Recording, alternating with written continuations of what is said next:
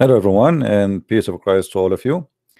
Today, our topic again, we continue exposing those who Muslims think that they are scholars.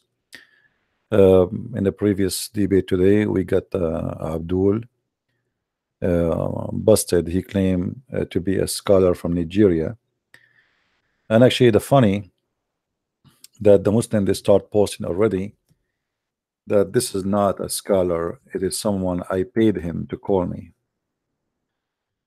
And this is a sign of defeat, very clear. You know, the guy is very well known between the Muslims. Yet the Muslims they claim that I paid him. He's a fake paid person who I paid him in order to make Islam look funny and stupid. If we go in the comments which made by the Muslims today, you will see the following. Um,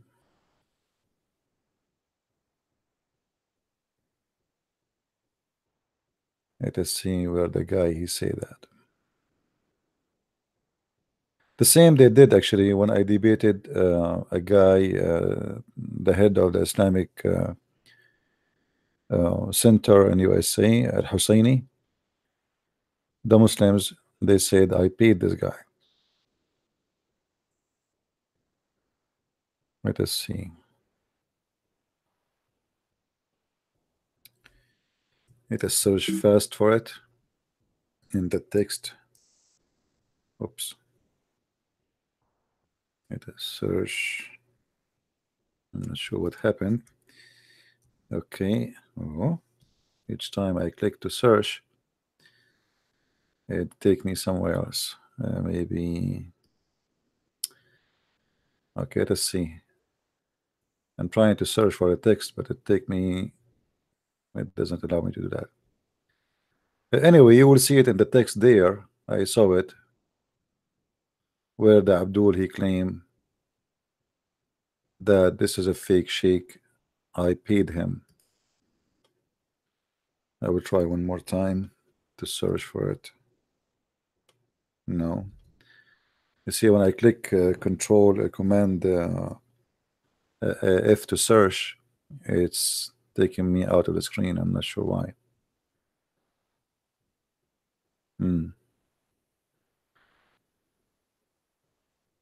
Anyway, when the Muslims they say that this sheikh is paid by you, that's mean you agree that this guy is totally shish kebab, and I understand. But what about Deedat? Deedat, the one you Muslims you praise and you think he was an amazing person who nobody can debate him. Deedat always he debate people who do not know anything about Islam, which means it's going to be a one-way debate. And mostly he choose carefully he debate who. Until one day he debated Anis Sharouch, who was an Arab Christian, and Anis Sharouch made him really look so bad and so sad. And did that he refused to debate him for the second time because they agreed to make two debates, one about Islam and one about Christianity. But did that he withdrew from the second debate. I don't know where I can find. I'm sure you can find it, guys. I don't know. It is here. Here we go. No, fake prophet, fake. What is the guy?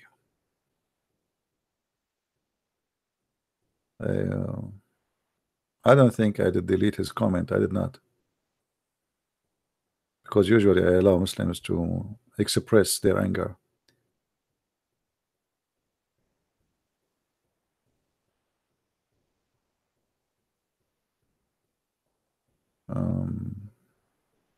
I know. Maybe it's in the not approved comments, but anyway, you will check it out and you will see. Maybe it's not approved comment yet. I'm not sure. Let me see. Hold on. Which mean I can see it. You cannot see it. Um,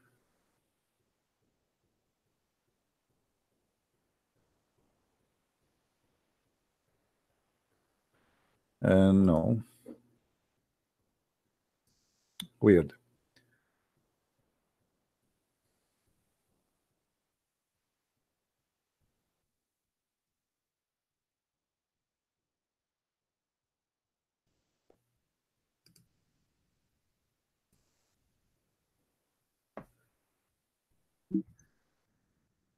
Maybe he deleted. I don't know. Maybe he deleted. I don't know, because I saw what he said. He's this guy is paid. Literally, he said this guy is paid by me,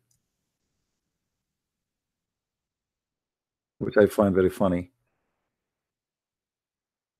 Anyway, we will go and talk about Deedat soon, and you will see how the Muslims, people like those, how they help us always to expose the cult of Islam. Um,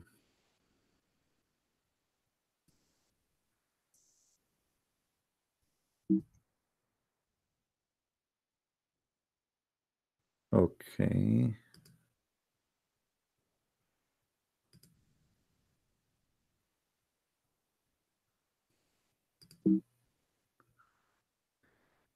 Yeah, maybe he deleted, because actually beside the video, you see in the same page we have our video. In the side of it, you will see an image of the sheikh which was calling me today, Ustaz Ajamu, whatever his name, you know, as you see it here. This is him, the same guy who was speaking to us. Yet they say this is guy, he was a fake caller. Anyway,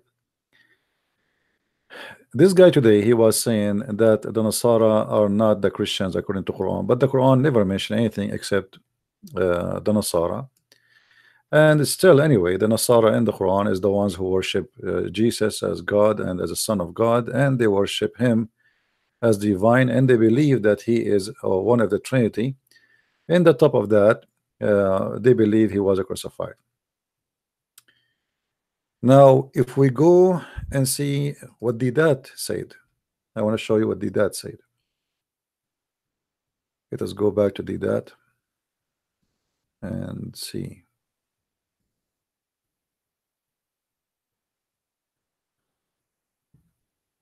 Where is Deedat? All right. There is a video of Deedat explain what is the Bible. Oh, hold on. He explained what is the Bible. The bulk of our people, Muslims, even learned Muslims, they really do not know what the Bible is. I have been lecturing in the Middle East, in Saudi Arabia, Kuwait, Abu Dhabi, Dubai, Bahrain, and at times, those of our brethren there in the Middle East, they would like to have my lectures translated. So, and I hear the translator translating the subject that I have been speaking on. For example, what the Bible says about Muhammad. So the translator says what the Torah, I can understand. I can't speak Arabic, but when the man is translating, I can understand. He's saying what the Torah. Did he say I don't speak Arabic? Did I hear that saying I don't speak Arabic? So how in the world this guy was teaching you your religion when he cannot even understand his own book?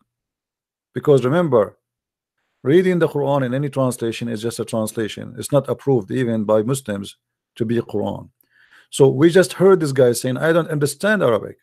So what he understand when he say Injil, he know that he said Injil, but I do not say the word Injil. He said Torah. I did not say the word Torah, so he don't understand Arabic. I can understand. I can't speak Arabic, but when the man is translating, I can understand. He's saying what the Torah says about Muhammad. So I interrupt the man. I say, I didn't say Torah. So he corrects himself. He said, what the Injil in Arabic is saying. What the Injil says about Muhammad. I said, I didn't say Injil. I said, what the Bible. Bible means a book. It comes from the Greek word biblos. Biblos means a book, from which they get the word Bible.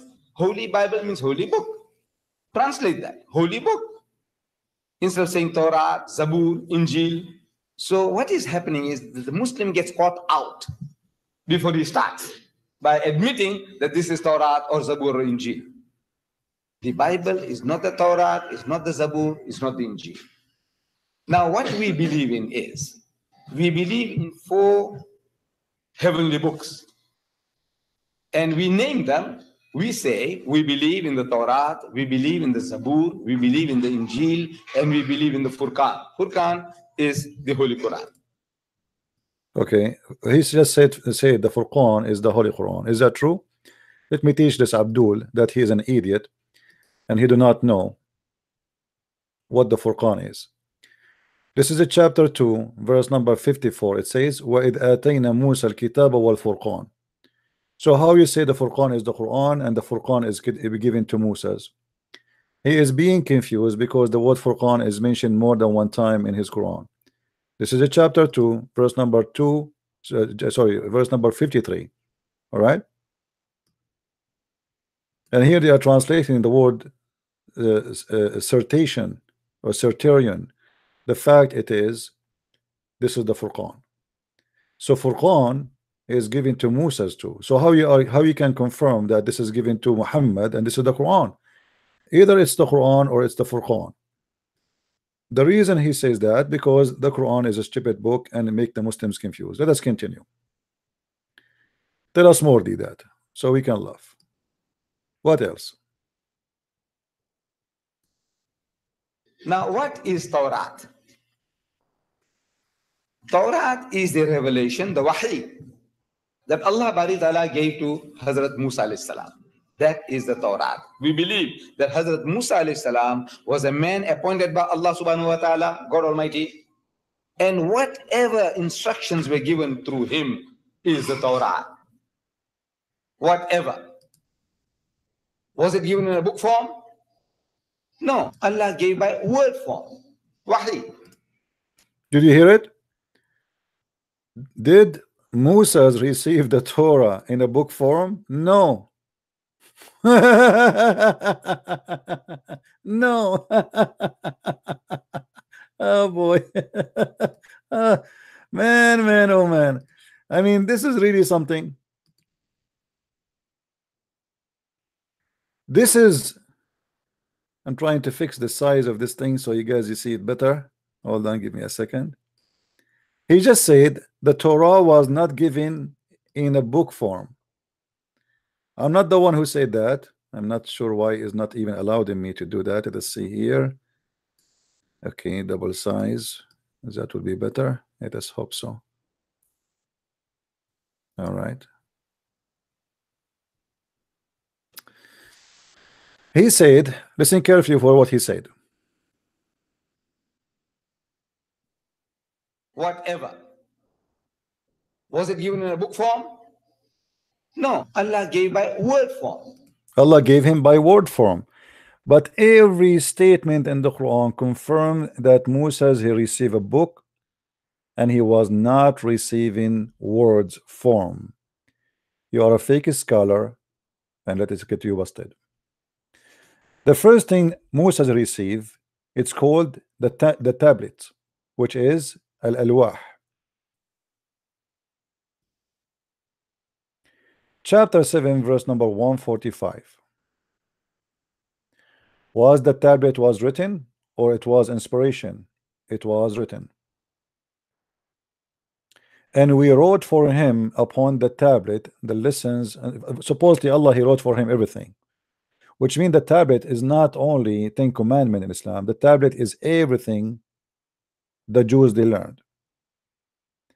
Then in different verses in the Quran, if the Muslim they will say the tablet is not the Torah, then what is the Torah then? Isn't it the tablet is the Torah and part of the Torah? If the Torah is not part of the tablet, then the Muslim they have to give us the name. What is the name of that book which is called the tablet? Now, if we continue, we will find in different place where the Quran says the following.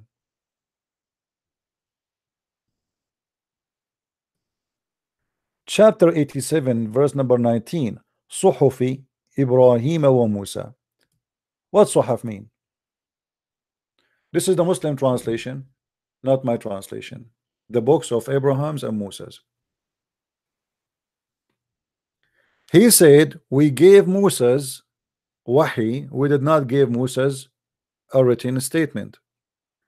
But where in the Quran it says that Moses he did not receive a written statement and he received an inspiration as he claimed. That is a very stupid mistake from Deedat, who claimed to be a sheikh and he claimed to be a shaky one.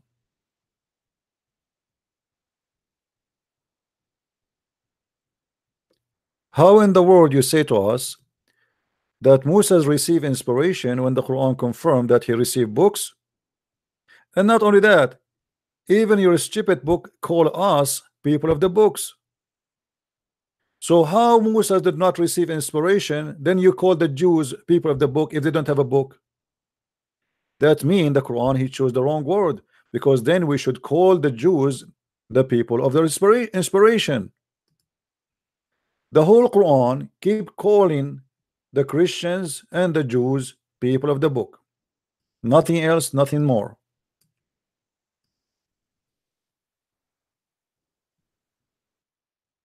Let's read together.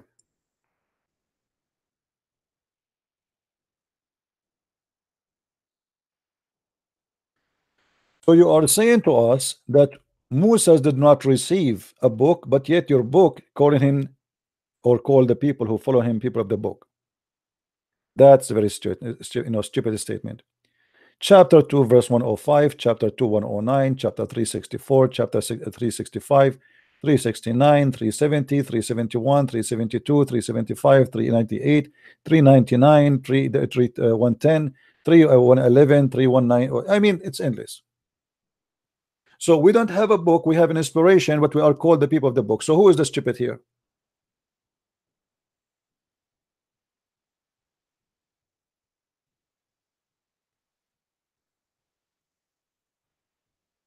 Who is the stupid here? Moses received inspiration according to the Quran. Where is that? So why Allah he wrote the Torah for him by his hand?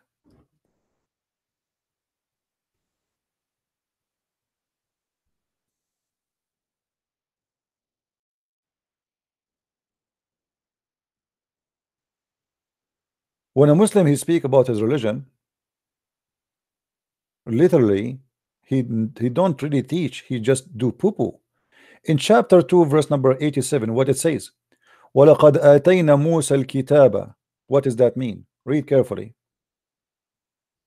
And here they say the scriptures, but it's not really scriptures, it says kitab, which mean a book. Let us change the translator and see how the translation will change. Usually they copy from each other, but anyway, in Arabic the word kitab mean book. And we gave Moses the book. But this guy he said Moses did not receive a book, Moses received inspiration. You see, your God, if your God only gave Moses inspiration, then the book which is in the hand of Moses is not from Allah. Who is talking there? Let us listen again to what Deedat said, so we can laugh again at the wisdom of this old man who is teaching the Muslims what Islam is about. God Almighty, and whatever instructions were given through him is the Torah. Whatever. Was it given in a book form? No, Allah gave by word form. Whatever instruction, did he say whatever instruction? Did we hear him saying whatever instruction we give him? Whatever, which means anything. All of it was always in a word form, not in a book form. Whatever instructions were given through him is the Torah. Whatever. Was it given in a book form? No, Allah gave by. See how stupid he is? But isn't it here it says that the instructions was given to Moses is given in a book form? And this is chapter 2 verse number 87. What about here? Chapter 87 verse number 19. What about here? Chapter 7 verse 145. In chapter actually 7 verse 145, it says it clearly that all the details is written by the hand of Allah to Moses. And we wrote for him upon the tablet the lessons to be drawn from all things and explanation of things. How clear we can make it that Deedat is a shish kebab fool who he claimed that he is a scholar and he want to teach you Islam.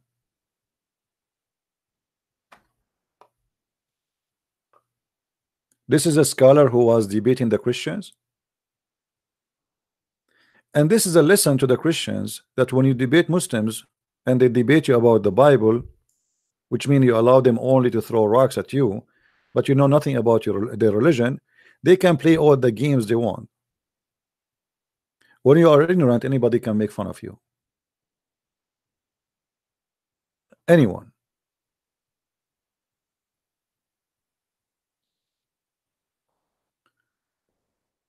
So all the places, all the verses in the Quran confirm that Moses received books. So why did that is trying to say he did not? Same time, when he say we gave Moses words as an inspiration, can he explain to me why Moses did not receive inspiration from the angel Jibril? Why does Jibril he appear in the story of Moses not, but in the story of Muhammad? Yes.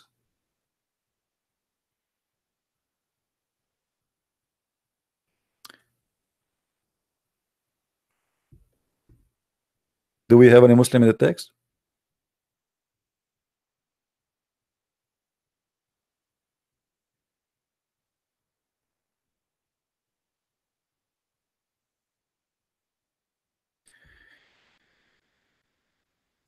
Muslims, they have no knowledge of their book, and yet they want to school you about your book. But it's not their fault if they play that they are people who knows if you do not know anyway. When you do not know, anyone can just recite some verses for you and play games, and you believe whatever he say because simply you are ignorant.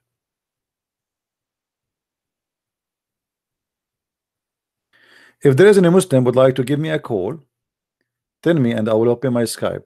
Do we have any Muslim?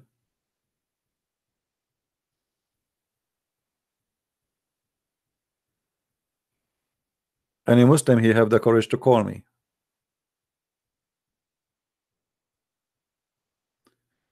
If we go to the books of interpretations, we will see that all the interpretation of Islam says clearly that Musa received book, and the Quran confirmed that he received a book, and the Quran call us people of the book, does not call us people of inspiration. So who is the stupid here?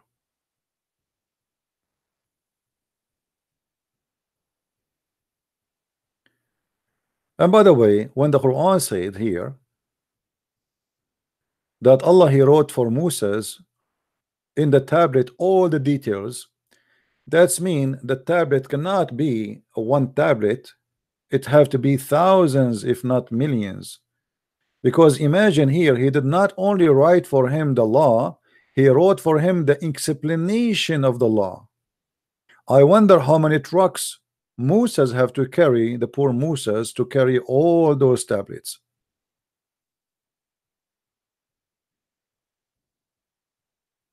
How in the world he wrote for him all the explanation? What does that mean? Everything in details, which mean all the pages of the Torah is written in tablets. Does it say there explanation? So not only the law, the lesson, and the explanation.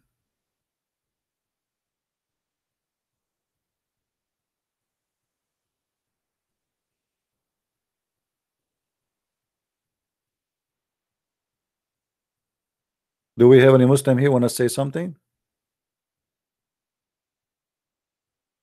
Stupidity versus open mouth. You can open your mouth as much as you want, but don't do poo-poo.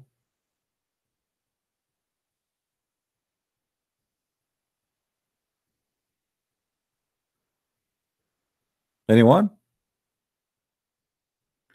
The guy today, the one we debated from Nigeria, he ended his career in front of the Nigerian people. He claimed that the word Nasara is not about the Christians according to the Quran, but the Quran never called anyone except Nasara. Same time, he is trying to say, okay, the Quran confirmed the book which was with the Nasara, but you are not Nasara. It doesn't matter. The Nasara still, they are people who believe in Jesus as God and as divine and as a Trinity, and they believe in the crucifixion of Jesus, and they believe that Jesus is divine. So what is the answer? And then we said to him, where is the word Nasara coming from? He went to the Bible, which he's saying this is not the book of the Christians, to prove to me who Jesus. We asked him, where is Nasara coming from? He says, let me show you from the Bible. You just told me that the Nasara are not the true Christians. Sorry, you said to me that Nasara does not mean Christians. This is not the Christians. Okay, so why you are going to the book of the Christians, who they are, the book of the Bible, to show me? Why you don't show me from the Quran? Because simply the Quran is a stupid book. And then when we got him busted about where Nasara is coming from, because the Quran says that Isa said to his apostles, who is going to be my Nasara? Who is going to be my Ansar? Which mean my helpers. So he have to no choice except to seek knowledge from the true book, which is the book of God, which is the Bible, trying to find where the word Nasara is coming from. But the Quran have different opinion. So he got himself busted because he never heard that the Quran saying what is Nasara and where it's coming from.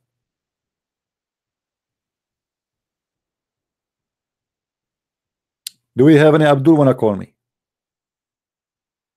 So what those people, did that and that. What is your scars, Muslims? Zakir Naik, this guy from Nigeria, Deedat. I mean, a bunch of idiot making fun of you. I can build a career of myself debating those who know nothing,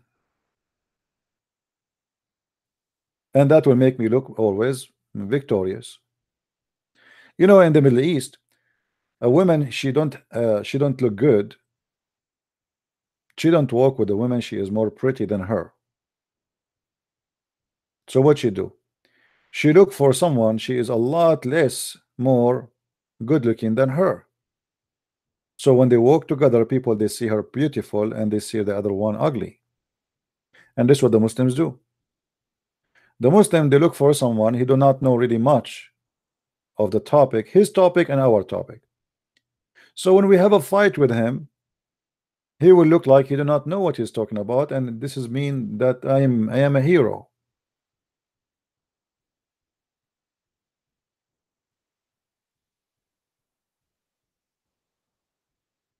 As simple as that.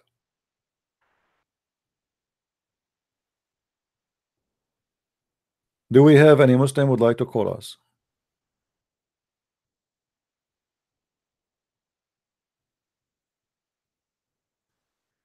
Allah, he inspired Moses according to Islam. By the way, if Allah gave Moses the tablet and he wrote in it everything, where is the tablet of Allah? Muhammad, he copied the story from the Jews, he put it in the Quran, but he cannot explain to us what happened. The Quran confirmed that Moses get angry and he broke the tablet. He broke all the tablets. He did not leave even one.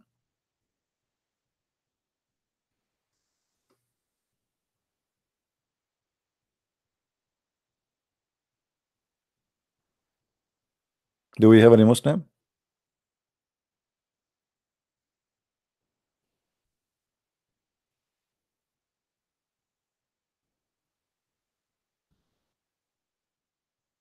Hmm?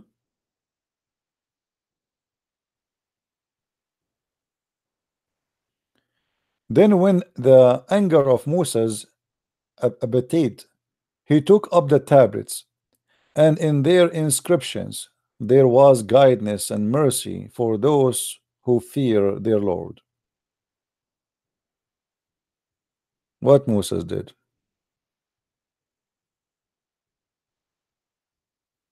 If Allah did not give Moses written words, he gave him only inspiration. What those tablets about? What is the book? Hmm?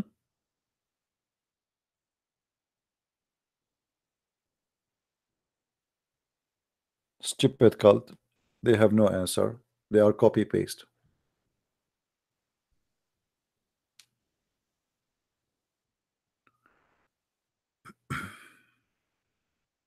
Speaker corner. My corner is bigger than your corner, my friend. I just finished a video and I have almost 8,000 people watching it. What speaker corner? Your speaker corner is potato. They don't even dare to call me. Give me their Skype. I will call them in their speaker corner. What do you say? Let us see who's hiding. I will call them. They can go stand in speaker corner and call me by their phone in Skype. Can they do that? Do you want me to fly all the way to England to be in the speaker corner? It's called a speaker corner, not showing your bum corner. So you want, why you want me to show there? I mean, you want my speak. Here we go. I will give you my speech. Can you ask your friends who they are in the speaker corners to be brave enough to call me? Right? Yeah, you cannot. That's very dangerous.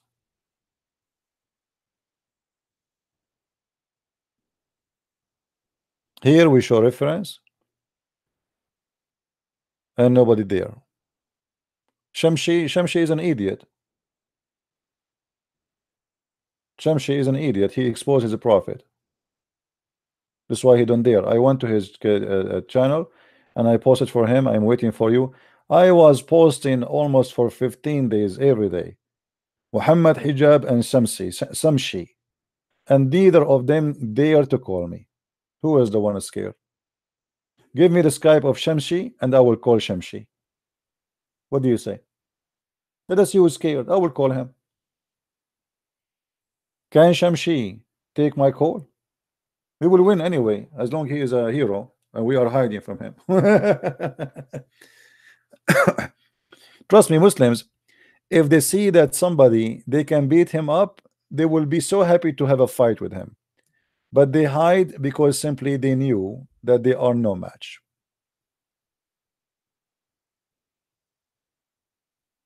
Otherwise, why they are hesitating? What is the hesitation from? Here we go. We are waiting for she, we are waiting for Shamshi, and we are waiting for Mimi. And neither Mimi call me and neither Shamshi call me. And hold on, do you know what Shamshi he said in one of his video? I don't want you to be sad, my friend, but if I show you what he said in the video, you will die laughing. Hold on. Let me show you what Shamshi he said. Shamshi, where are you, Shamshi?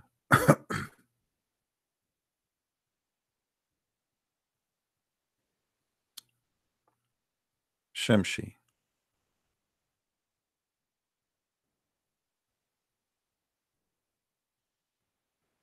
Okay, hold on.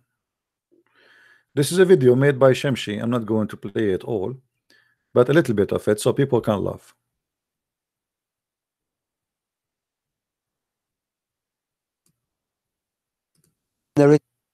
hadith that the messenger of Allah said unzil al-Quran ala sab'ati ahruf, that the Quran was revealed upon sab'at ahruf, mean different ways or different dialects, because what we have to understand, Allah subhanahu wa ta'ala said inna anzalnahu Qur'an Arabiyyan la'allakum ta'qilun.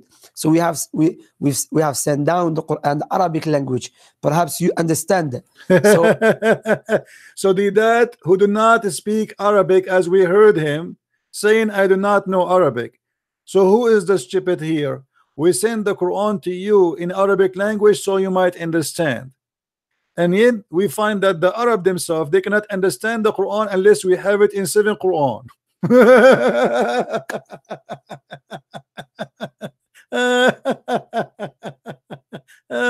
That's a good one. So the Arab themselves, they cannot understand the Quran unless it is sitting in 7 ways. Why? Because the Quran is not easy to understand and they are Arab. So how did that who want to understand the Quran, who don't understand, who don't speak any of those ways? Abdullah ibn Abbas and many some ulama mentioned 19 Sahaba narrate this hadith that the Messenger of Allah said, "Unzil al-Quran ala sab'ati ahruf," that the Quran was revealed upon sab'at ahruf, mean different ways. Different ways. Where is the different ways? What is the 7 Qurans? All what happened that Muhammad, he says something in the morning, he said the opposite after that. And actually he himself, Shamshi, he is going to quote for us a story about what happened, that 2 Muslims, they were reciting the Quran in 2 different ways. He was in a masjid, and another Sahabi was reciting Surah Al-Furqan, and he said the way he was reciting it different ways, the way I learned it from the Messenger of Allah, the way the Prophet taught me the surah. And here shows you how the Sahaba were very eager to not let anyone play with the Quran. Not anyone. No He one. said, I was about to grab him. Even he was praying. He said, I was about to grab him and pull him and take him to the Messenger of Allah Right away. because I was very surprised. Then he said, I was waiting for him patiently.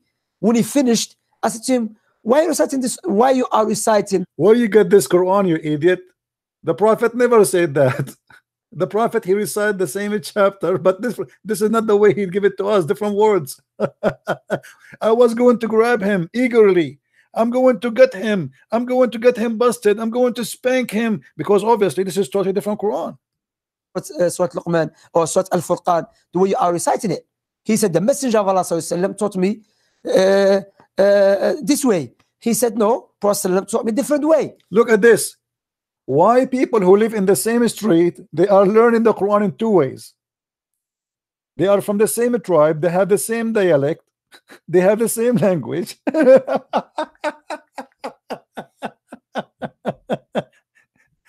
To make it simple, there is 2 guys who live, they are from Scotland, Scotch, and they are living in the same street, and they are from the same village, and they are from the same town, and they are from the same tribe, which means from the same family.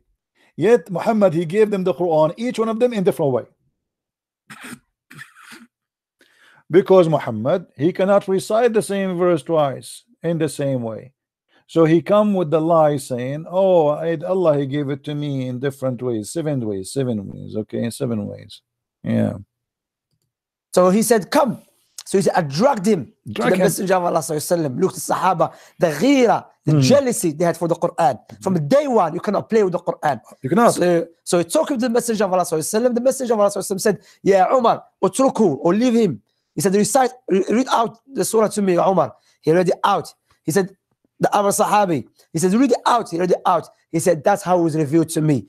Then he mentioned the hadith, unzil al-Qur'an ala sab'ati ahruf. The Quran was revealed in a different ways. Because, and this from the mu'jiza. Again, as the ulama mentioned, the fact that the Prophet knew how to recite the Quran different ways, like the Hudayl, another tribe, the tribe of Tamim. There's many tribes. Okay, just get lost. Guys, it's a miracle. It's a miracle. Hold on. This is not about your prophet. He can recite it in different ways, you idiot. You are making your prophet is the one who can recite it in different ways, or this is your God, he gave it to him in different ways. Are you saying your prophet, he fabricated Quran and he make it different ways? So he was remaking Quran? Look what Muhammad, he said about this. Muhammad, he requested 7 Quran because his people cannot handle it. Read it me carefully. Allah has commanded you to recite to your people. Jibreel said to Muhammad, Allah has commanded you to recite the Quran to your people in 1 dialect. Upon this, he said, upon this who? Muhammad, he said, I ask Allah burden and forgiveness. My people are not capable of doing it. So it's not him who recite the Quran in 7 different ways. Supposedly it is asking Allah, and Allah gave him additional Quran. And then Jibreel, he came and he gave him another pizza. The second Quran came and he said, okay, Allah command you to recite the Quran in 2 ways. And then he said, oh, I seek burden from Allah. My people cannot do it into we want more. So he keep asking him for more and more and more until it became 7 dialect. Now here we will notice the following. Muhammad, he stopped with 7. Who said that there is only 7 dialect between the Arab? This guy himself, he is from Morocco. He is not an Arab, he is an African. He have nothing to do with the Arab. If he speak to me Arabic, I will not understand a word of what he say. If he speak his own dialect, I will not understand 2 words together. Yet he claimed to be an Arab. So what 7 dialect you mean? People of Tunisia, they have their own dialect, and this is now. People in Egypt, people in Jordan, people in Syria, people in Iraq, people in Yemen, people what 7 dialect. If people who live in Arabian Peninsula, who they are all of them almost speaking the same language, they cannot handle the Quran in one dialect. How an Indian he can handle the Quran in a language is not even his own? We heard this Abdul saying that we gave you the Quran in Arabic so you might understand. That's mean the Quran was sent only to the Arab, because in order to teach the word of God, you have to speak to people in their language according to the Quran. The Quran confirms saying we never send a messenger except he speak the language and the tongue of his own people, which means you have to be from the people speaking the tongue of those people. Chapter 14 verse number 4. And we never sent a messenger save with the language of his folk. We never. So how Muhammad can be a messenger for mankind? That is a contradiction. Based on the Quran, to be a messenger for Allah to India, you have to be an Indian speaking the language of your folk. To be a messenger for the Japanese, you have to be a Japanese speaking the language of your folk. Why? So you might understand. And the Quran saying that clearly. So they might understand what we gave them. Okay? And this is the way of Allah to send his messages in order to make it clear for them. So the 7 letters proving to us Muhammad is to be a scam. Muhammad, he cannot remember what he said in the morning. He said the verse in the front of this guy different way from what he said to the other guy. So now we have 2 guys are fighting. This is not the way it is. I heard the prophet, he did not say it this way. Okay, let's go both of us to the prophet. The prophet said to the first one, recite it. The second one, okay, recite it. He said, okay, both of you are right, because Allah, he gave it to me in 7 letters. But look here what happened.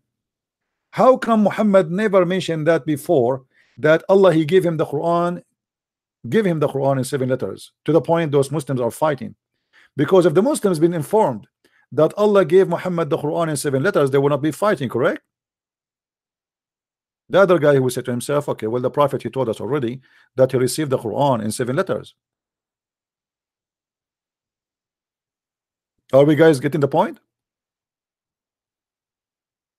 They are fighting because none of them heard the prophet saying that Allah gave him the Quran in 2 ways or 3 ways or 4 ways. This is why he was saying, I wanted to grab him, I wanted to get him busted, because he never heard Muhammad saying such a thing before. So the question here, why Muhammad never said from the first day Allah gave me the Quran in 7 ways?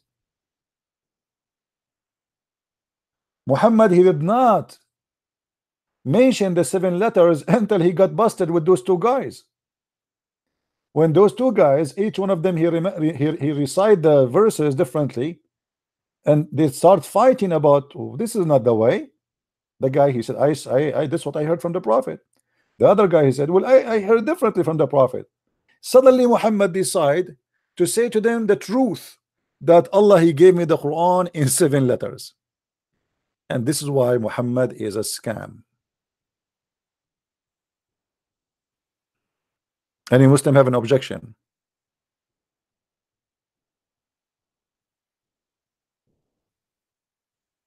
And Muhammad actually not only stop here, Muhammad, he said in the Quran, confirming that Allah make him forget the Quran.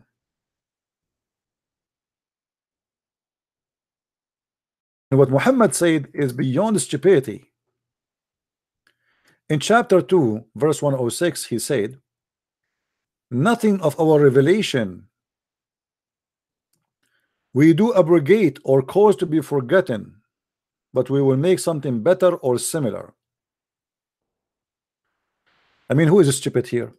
Allah make revelation, but then Allah, he will make me forget his revelation because Allah will write better revelation. Well, thank you very much.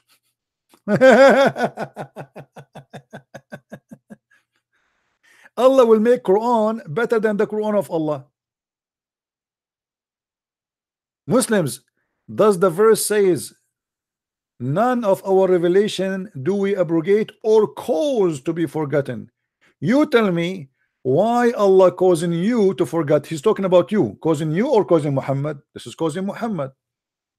So Muhammad here to cover his ass again. He cannot recite verses he mentioned before. So he have to come with a solution, saying to the Muslim, don't worry, be happy. Yes, I forgot the verses, but Allah will give me something better or similar. And here you notice the word similar, how stupid it is. Because if Allah will give you something similar, what the point of making you forgetting the verses?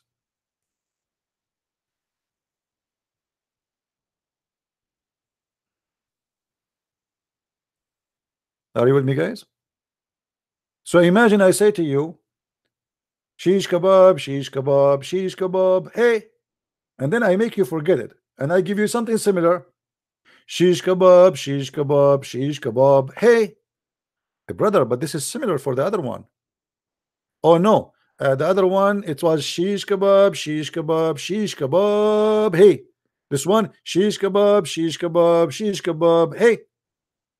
Oh, okay, you got the point.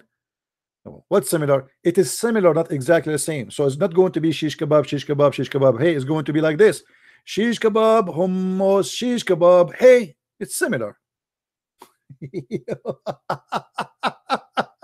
This is God. Are you serious that this is God? Your God, he will make you forget the Quran to give you similar Quran. Who is the stupid here? So why in the world, like imagine I build a house, have a 3 bedrooms and 1 living room and 1 kitchen and 2 bathroom, and then you destroy my house and you say to me, hold on, I will give you something similar. So I say like, what? Why? So why you destroy it if it's going to be similar? Either you make it better or bigger, or there's no point of having similar. But because Muhammad is a liar, he cannot recite the same verse twice.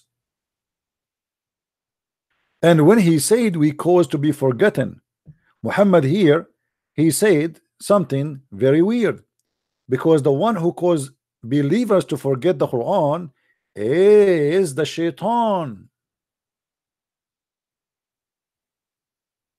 Who is the one who caused you to forget the Quran?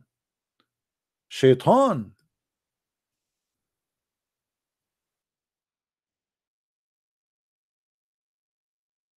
Let's see.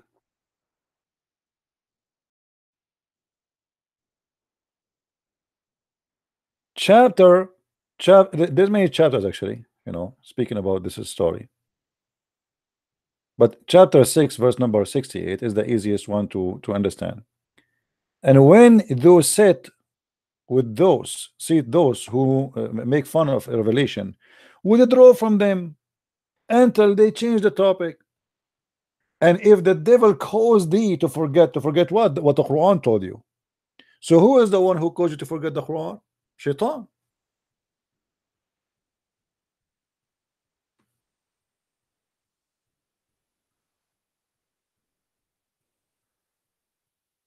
Do we have an Abdul? Who is Abdul? Wanna call me so I will open Skype for him? Anyone? So Allah, to make it simple, Allah will make you forget the Quran, so he will make a better Quran. I mean, I'm really convinced. I mean, this must be true. And Allah will make either better or similar. How Allah can make better Quran than the Quran? Allah will go in competition with himself? How the Quran of Allah can be better than the Quran of Allah?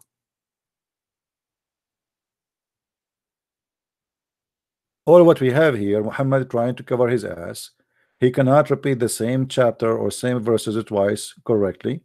So he said to them, okay, well, you know, anything we abrogate, here we go. So we abrogate. The Muslim, they say to you, there's verses even abrogated by recitation, but not by practice. Why in the world they are abrogated by recitation, but not by practice? What the point? As long we still need to practice those verses, how you abrogate the verses recitation? What is the wisdom of that? What is the wisdom? If the Quran says that say do stoning to death, and we are going to practice stoning to death, so what is the wisdom of deleting the recitation of the verses from the Quran? Huh? I will tell you what the wisdom. The wisdom is the Muslims don't have the verses no more. The goat ate it. And now they claim that this verse is abrogated by recitation. The fact is not. The goat ate.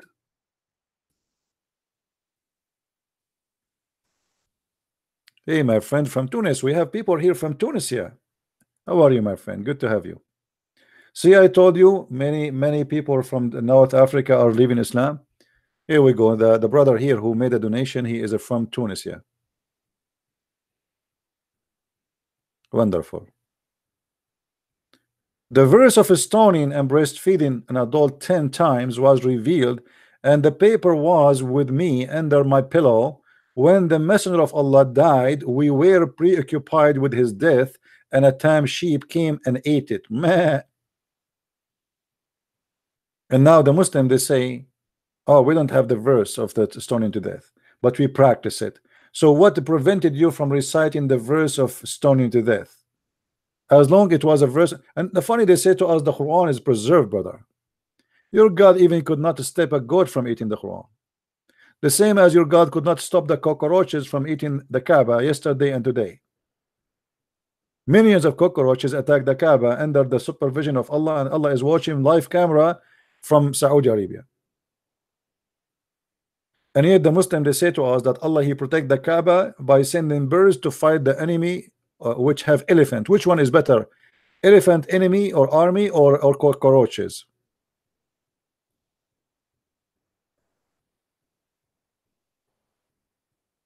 I'm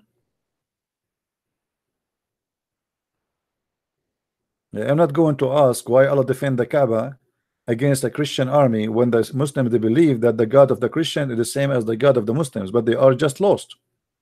So how come the Kaaba was under the pagan having 360 idols, and Allah defend those who worship the idols against those who worship the true God? Doesn't make sense, does it? Because according to Muslims, this has happened when the Arab pagan, they have 360 idols around the Kaaba. So why Allah defending the Kaaba like this?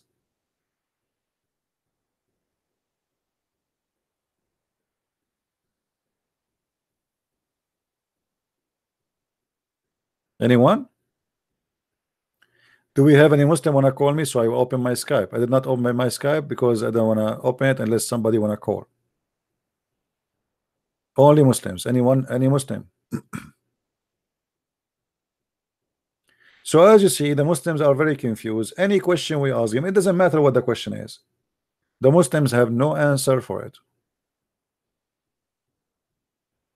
No, I don't agree Islam is corrupt. You cannot corrupt the corruption. I mean, Islam is corrupt. That's mean Islam was in somehow one day it used to be original. There's nothing is called Islam. Islam is a joke. Islam is a collection of paganism, Christianity, Judaism, Sabian, Hindus, Buddhas, you name it. It's like Islam is like this. Somebody, he made a trap for a bunch of insects, and then he put them all in one container and he smashed them all together, and he said to you, this is protein.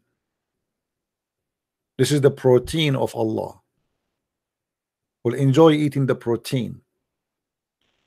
We cannot find in the Quran anything about Christianity can lead us into any as you see, the guy was debating me today. He was saying to me the Quran is not talking about the true Christians. So where is the true Christians?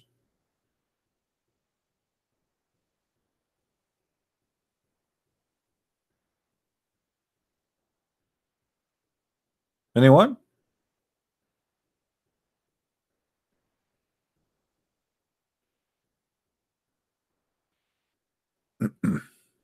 Let me open Skype. Maybe we can get Abdul to call us. You never know.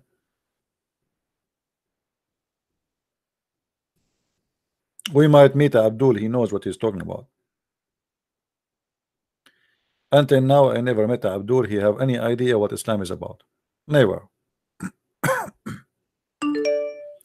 Until now, they don't even know if Allah is a spirit or not.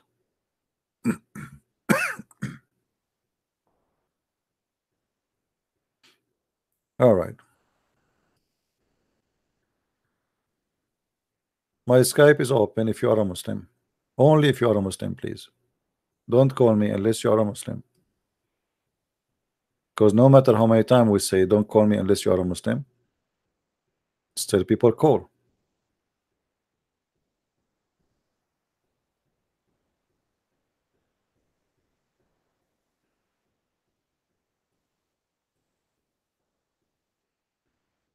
Any Muslim?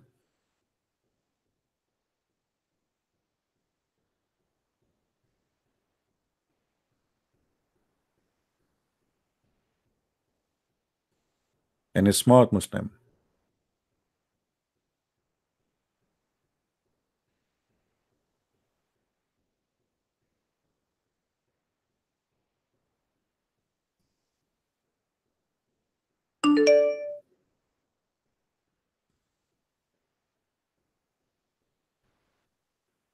Let us see what this guy you want. Hello? Hello? Yes, my friend. Are you a Muslim?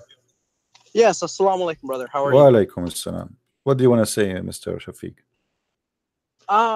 Nothing specific really. It was my friend who is requested that I speak with you tonight. All right. Now, so No problem. my Let us thing open the is, conversation this let me way. try to turn on my speaker. Let us open the Okay, there we conversation go. this way to make it easier for you.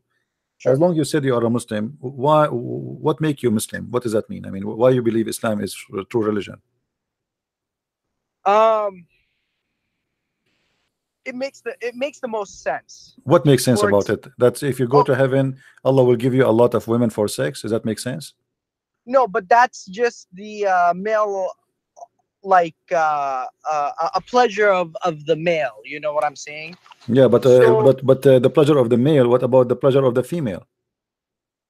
Now, brother, I am not a very well-versed Muslim, but let's go back to your original statement of why it makes the most sense. Okay, so in my opinion, okay,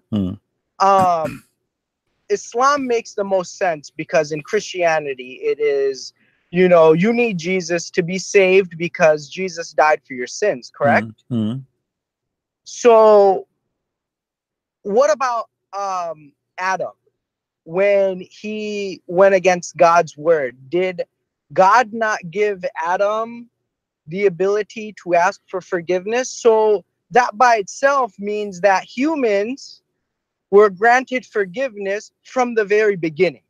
Is that not correct? No problem. I'm listening. So why is it that Christianity says that you need Jesus for forgiveness when God has allowed Adam? Let me ask you first. Your Sure. God Allah, He forgave Adam when he was in heaven. Yes let or me no? stop you there. It's not my God. Allah is God.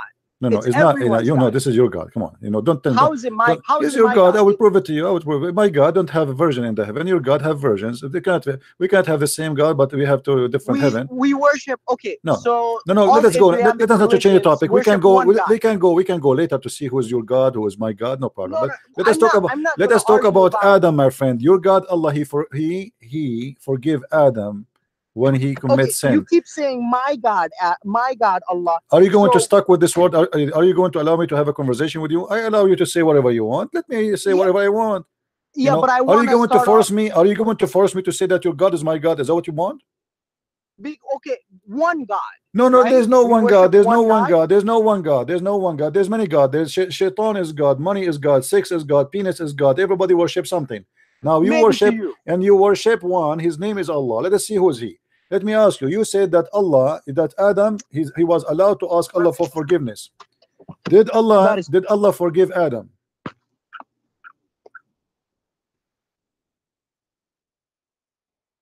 Did Allah forgive Adam? for going against his word, yes. Okay. Why then he kicked him out from heaven? Because he went against their word. But you just said he forgive him. That is correct, yes. And you are the one who said that Islam makes sense. If I forgive you, I kick you out of my house.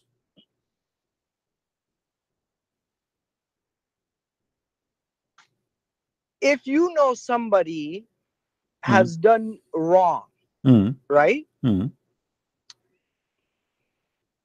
Forgiveness is not letting them come back, but forgiveness is acknowledging that they have done wrong Really? and letting You just said to me, them, my friend, hold on. You are the one who said to me, in order to be saved, you have to believe in Jesus, so you for can the be saved. Christians. Yeah.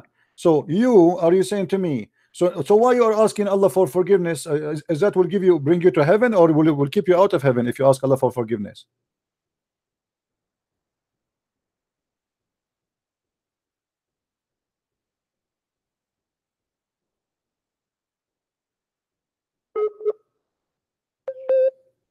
Do you hear me? Hello? Yeah.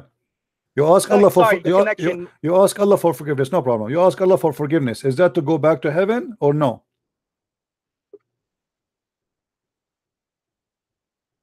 First of all, we haven't reached heaven, so how can I go This is back not a to question. heaven? This is not a question.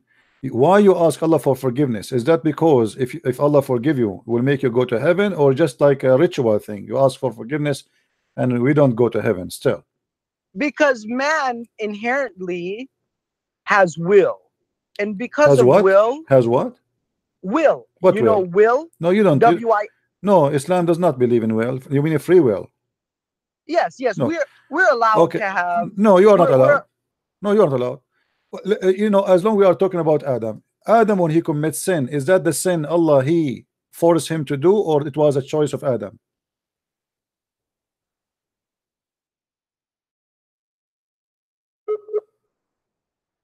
Oh boy.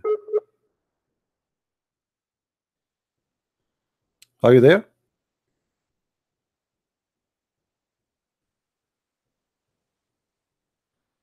Hello?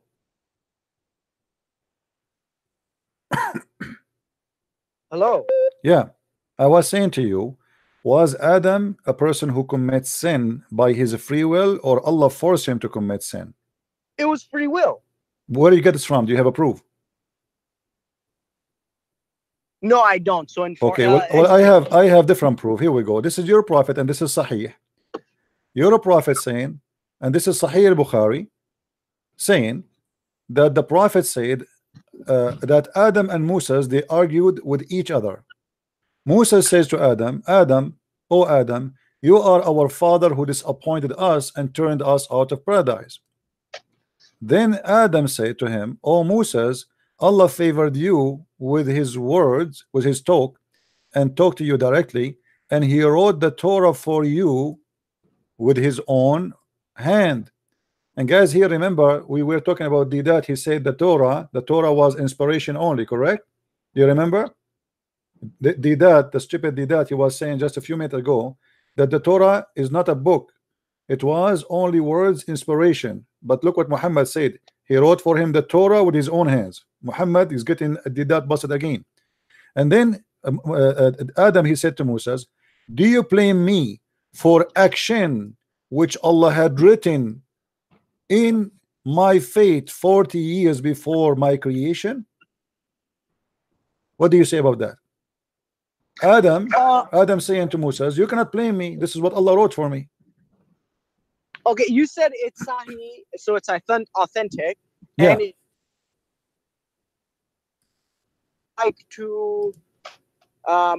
like to research this for myself. No So problem. please tell me. This is Sahih al-Bukhari, okay. hadith number, Sahih al-Bukhari, hadith number 6614.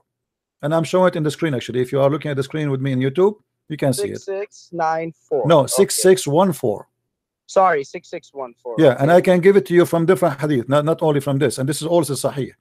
We can give it to you from Sunan Abi Dawood, and this is Sahih. Everybody can see in the screen. Sunan Abi Dawood, hadith number 4701, and it says it clearly there, it says Sahih. And you will see here, it says, do you blame me for doing a deed which Allah had decreed that I should do 40 years before my creation? So you cannot say to me that you as a Muslims have a free will. And here we go back to zero. You said to me, Islam makes sense. How it makes sense that Adam was kicked out from heaven if Allah is the one who wrote the sin of Adam for Adam, and Adam is forced to do sin, and then Allah asked him to ask for forgiveness, and then after he forgive him, he kick him out, which means this is the whole thing is madness. Adam is a poor guy, he's a victim. Allah, he write for him, you should do sin, as you see with me in the screen. It says clearly as a decree that I should do 40 years before he created me. So Allah, he wrote to Adam, you should do this 40 years before your creation. Okay. And then Adam, he commit that as Allah, he ordered him to do, because this is his destiny. And then after Adam, he did that, Allah, he asked him to ask for forgiveness. So Adam, he prayed to Allah, says, I forgive me, please, Allah. So Allah forgive him. And then still he kick him out. What does that make sense for you here? Brother, I'm going to have to research this topic furthermore. I went back to your screen on YouTube, and I don't see anything right now. Guys, don't you see the screen? Refresh the page, please. Refresh the page. Maybe you refresh the page, you will see it.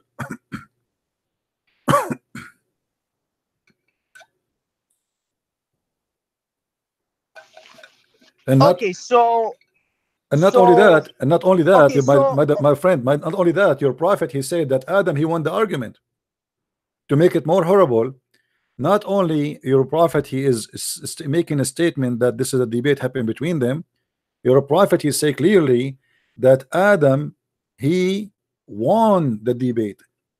In the Sahih of al-Bukhari, it says the prophet added repeating the statement 3 times. What he repeated? So Adam confuted Moses, Adam confuted Moses, Adam confuted Moses 3 times, which means Adam was right and Moses was wrong.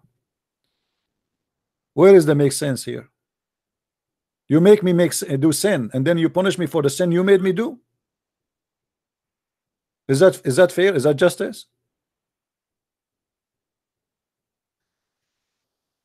So there are some things that as a human we do not have the ability to understand. All right. Now suddenly we as a human, we are donkeys, we don't understand. My friend, what we don't understand?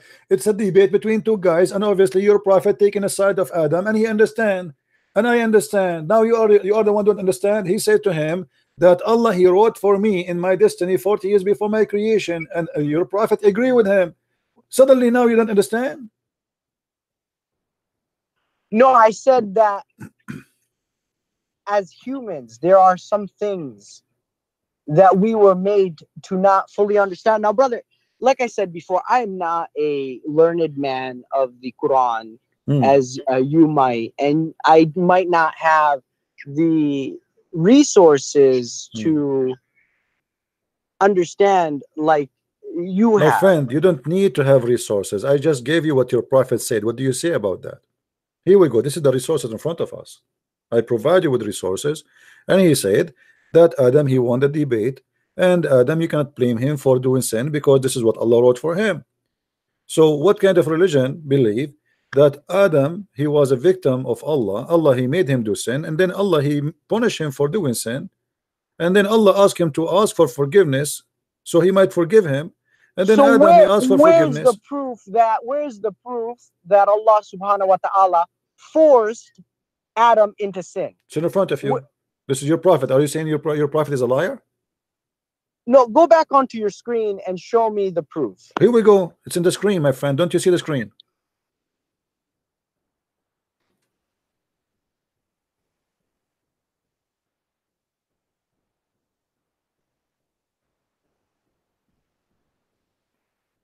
People in the chat, do you see the screen or not?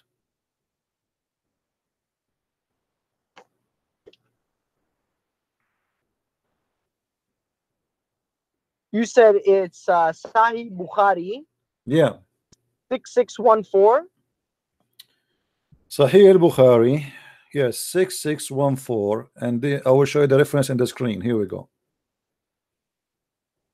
And what website are you on, brother? This is sunnah.com. This is your Islamic website. Here we go. Sunnah.com. Okay, perfect. So now what we will do, what kind of God this God is. And not only in Sahih Bukhari, this is a very well-known hadith.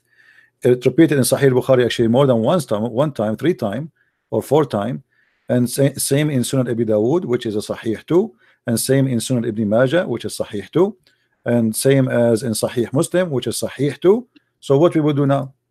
Okay, so let's look at the next page. What next page?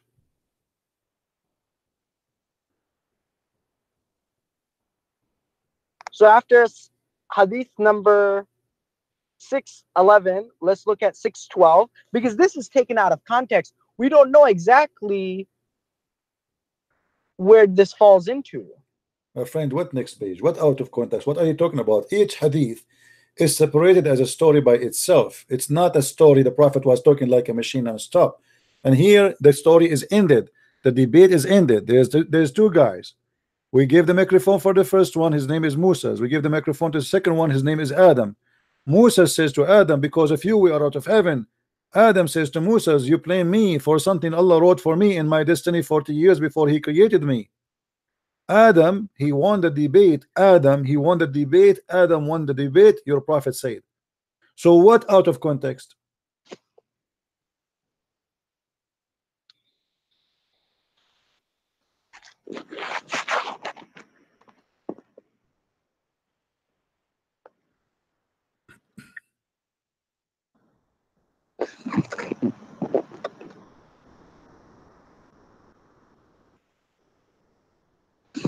I honestly don't know. This is all new to me, brother. So no problem, no problem. Let me ask you. Let us see that you are a person who follow what makes sense. Correct? It makes sense for you that in the heaven of Allah, Allah will give you boys who they are going to serve you. Does that make sense to you? If that's what's best for me, then yeah. No, but what is the sense here? Because in the heaven of Allah, your prophet said, if you wish something is going to be in front of you in a second, and you will never get dirty, you will never do laundry, you will never take a shower, you will never piss, you will never have garbage. So what the boys would do? What exactly the boys would do? Imagine I have a house. If I wish food is going to be in my table in front of me, nobody will bring it. If I wish anything is going to be in front of me and there's no garbage left, yes, and my clothes will never get dirty, my clothes will never get dirty, my clothes will never be ruined, they will never have wrinkles, and I will never sweat, I will never take a shower, I will never piss, and nothing, there's no dirt. So what the boys will do? Yes, brother, but what if this is a metaphor for somebody that desired boys, not the literal sense of that the boys will serve you, but to have offspring? No, my friend, in the heaven of Allah, there's nobody is going to have children. However, your prophet, he said, if you desire to have boys in the heaven, you are going to be pregnant and you will deliver it in less than 20 minutes. Yeah, that's who knows, right? We're not in heaven. No, I know, because your prophet said, my friend, don't tell me who knows. You see, when your prophet, he said, he just said that. Read with me. This is Sunan Ibn Majah. He said, when the believer want a child in paradise, he will be conceived and born and growing up and short while according to his desire. In different hadith it says that the believer, when he desire a child in paradise, he shall be carried in the pregnancy, born and complete with his egging in an hour of his desire. So which mean you desire to have a child, you will get pregnant, and then you will deliver the child. You, not your wife, you will be pregnant, you will deliver the child, and your child will have teeth and long hair in less than an hour, and sa'a in Arabic at that time is equal to 15 minutes. So you will be pregnant, you deliver the child, and this is not the promise about the children who will go around you, the boys, the young boys who will be serving you. So don't mix things up. And here I'm not. does that I'm make, brother. I'm not. But let's. my friend, let's does that make sense to let's- you that you let's will stop deliver a child? talking. Does that make Let's sense to stop- you let- that you will deliver a child in the heaven? You will be pregnant Yeah. and deliver a child. Does that make sense? brother, we're not in heaven, right? Doesn't matter. So- Your prophet saying what the heaven is. He said, in the heaven you will be pregnant and you will deliver a child. Does that make sense to you? Are we in heaven right now? Can I'm not we talking about say- now. I'm talking. He said to you what will happen to you. What's wrong with you, my friend? He just said, Yes, in but the does heaven, heaven make sense in this world? my friend, you will be But does pregnant. heaven make sense in this world? No, nothing makes sense here because Okay, then how can we because compare in something the heaven, that is not in the heaven you tangible? will be a male or a female, my friend. Okay, and in heaven you don't have to work or get dirty. This is or not a get question. This is not a hungry. question. In the heaven of Allah, when you go, do you stay male or Allah will change your gender? I don't know. Do you? Well, yeah, I know, because he promised you, he promised the men that they will have females to have sex with them. So obviously you will stay as a male. So how you will stay as a male and then you will get a pregnant and you will deliver a child? Where the child will come from? From the anus? I don't know. Do you? Maybe you tell me. Because, I'm asking you. You are the Muslim, not me. Because brother, but you are more learned than me. You are more knowledgeable. My friend, than me. Then you should educate me. I cannot. Obviously, there's where a baby can come from. I mean, this is stupid. There's no way it can come out because you cannot do poop. Yes, but the you cannot- sense that you you're cannot- talking right you now cannot poop. is You cannot- relevant to here on Earth. Yes. Where the So you are sperm saying to has me, to okay, are you go to the so egg and then this the why egg I'm asking you. develops. This why I'm asking But you. in Are heaven, are who you knows? saying, my Because friend? heaven is a different realm. Is This a why I'm different asking you. reality. The laws of heaven do What not reality? There's work nothing reality for the laws there. of Earth. There's nothing reality. When you say to me you will deliver a child, then he have to make a vagina for you. That's mean you are not a male. You are a female. Yes, but childbirth and child labor and just the conception is a very worldly thing. Now in heaven, there are no connections to this world. Is that not correct? There's no connection to this world. What do you mean? Everything in Islamic heaven is have a connection for this world. You have a penis. You will Yes, have but sex, you said, you will have a where's it my going to come out of my the friend, anus? my friend. Yeah, But how everything do you in the know heaven. that God cannot just conjure Hmm. something before your eyes? Okay, but he said to you, you will be pregnant. He did use the word pregnant. He did, and you desire, and you will deliver, and then the boy will have a hair and will have teeth. So now it's time for delivery. Delivery will be from where? From your mouth, your nose. Additional So to that, in the quote, you said he shall be carried. And then in quotations, in pregnancy. Now, is in pregnancy in the literal yes, narration? because this is literal baby, isn't it, baby? Is that No, but is that a metaphorical baby or this is a real baby? right now, it says he shall be carried. Yes, in Arabic it says. This is a translation. In Arabic it says hamluhu, which means being pregnant.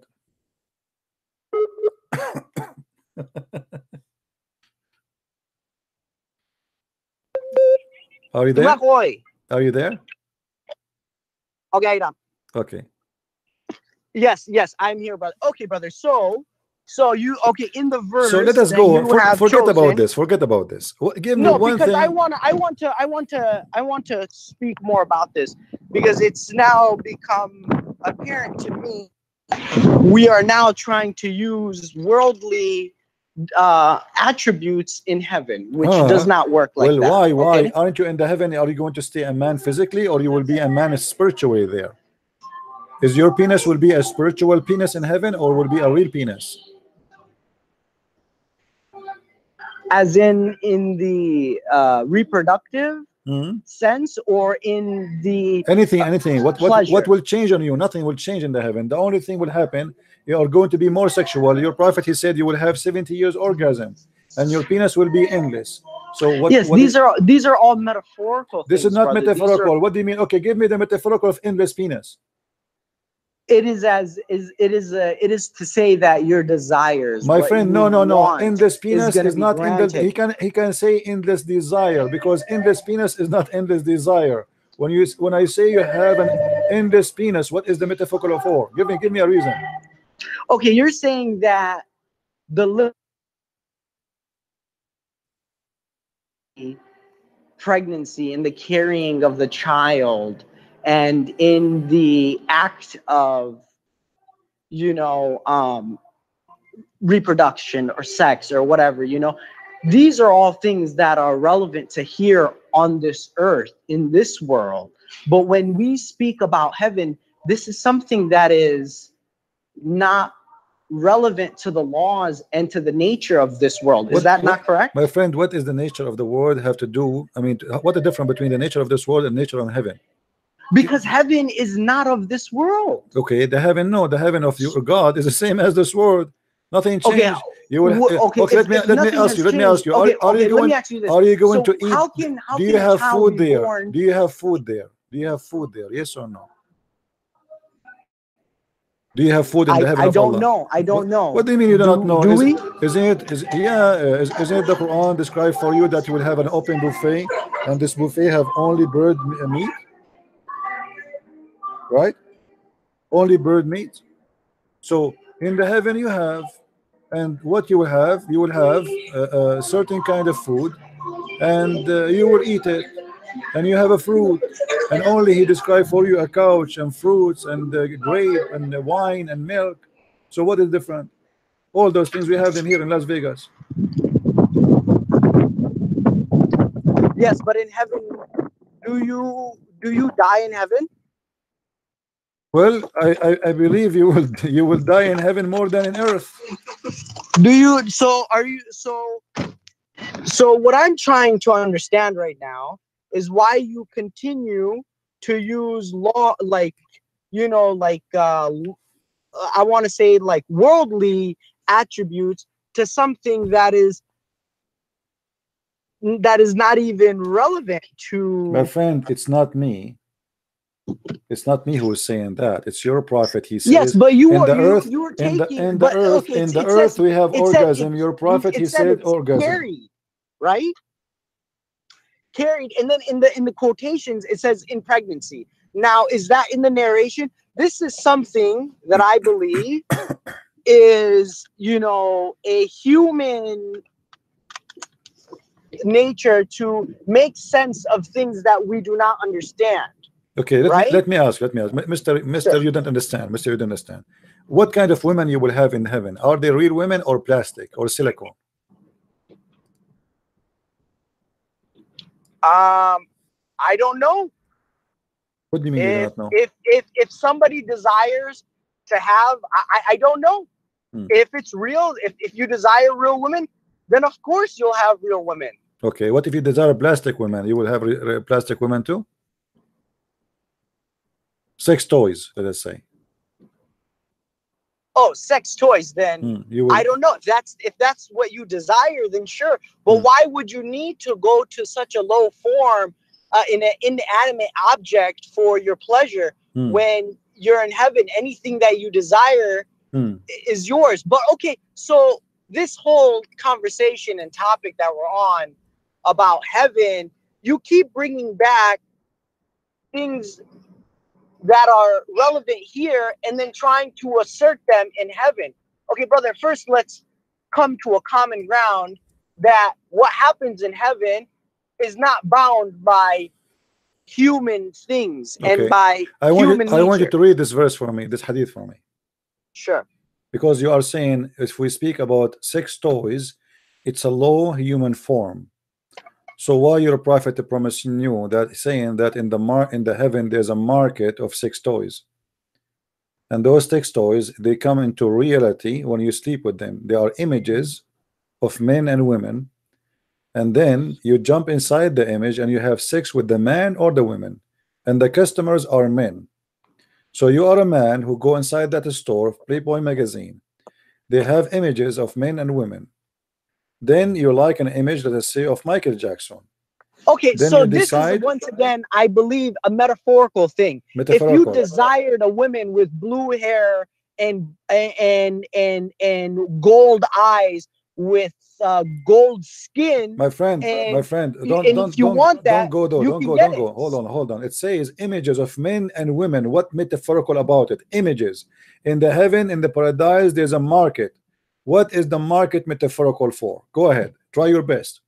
There's a market. Market as in what we understand as when we go into the store, there are shelves and aisles lined with goods and merchandise. Right. So in that sense, for us as humans to understand what God is conveying Is in your his God Allah message speaking to you? Allah speaking to you, and you are a human, right? So he's using the word market.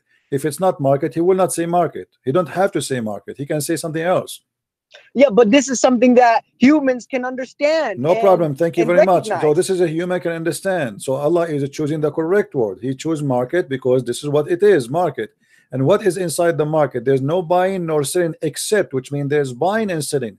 So in this market, it's a real market because now we are talking about buying and selling. Selling what and buying what? Images. It says it's images. In the verse that you have on your screen right now. It says, indeed in paradise there is a market in which there is no buying nor selling except of images of men and women. So whenever a man desires an image, he enters it. Okay, so from this I deduced that the market is similar to when we go into a store, right? We can understand that there are literal hundreds of choices, if not thousands of choices, options everywhere, right? So when we desire something, we can easily go into this metaphorical market, choose what we like, and enter it. Like, have you ever played like Super Mario, where you enter this picture on the wall and now you're in this other world? So I think that is a metaphorical thing used so we can better understand. My friend, you are a man and you will desire a man. Explain that to me, the metaphorical of it. You are a man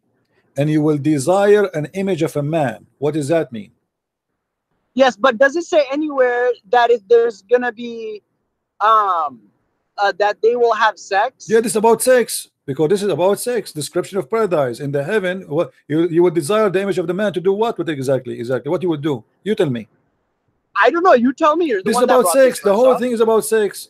The whole Where thing does is it about say, sex. where does it Because say you sex? desire it. Desire is a ishtaha in Arabic. Sex? In Arabic, my friend, you see the translation says desire. In Arabic it says ishtaha. Ishtaha is a sexual desire.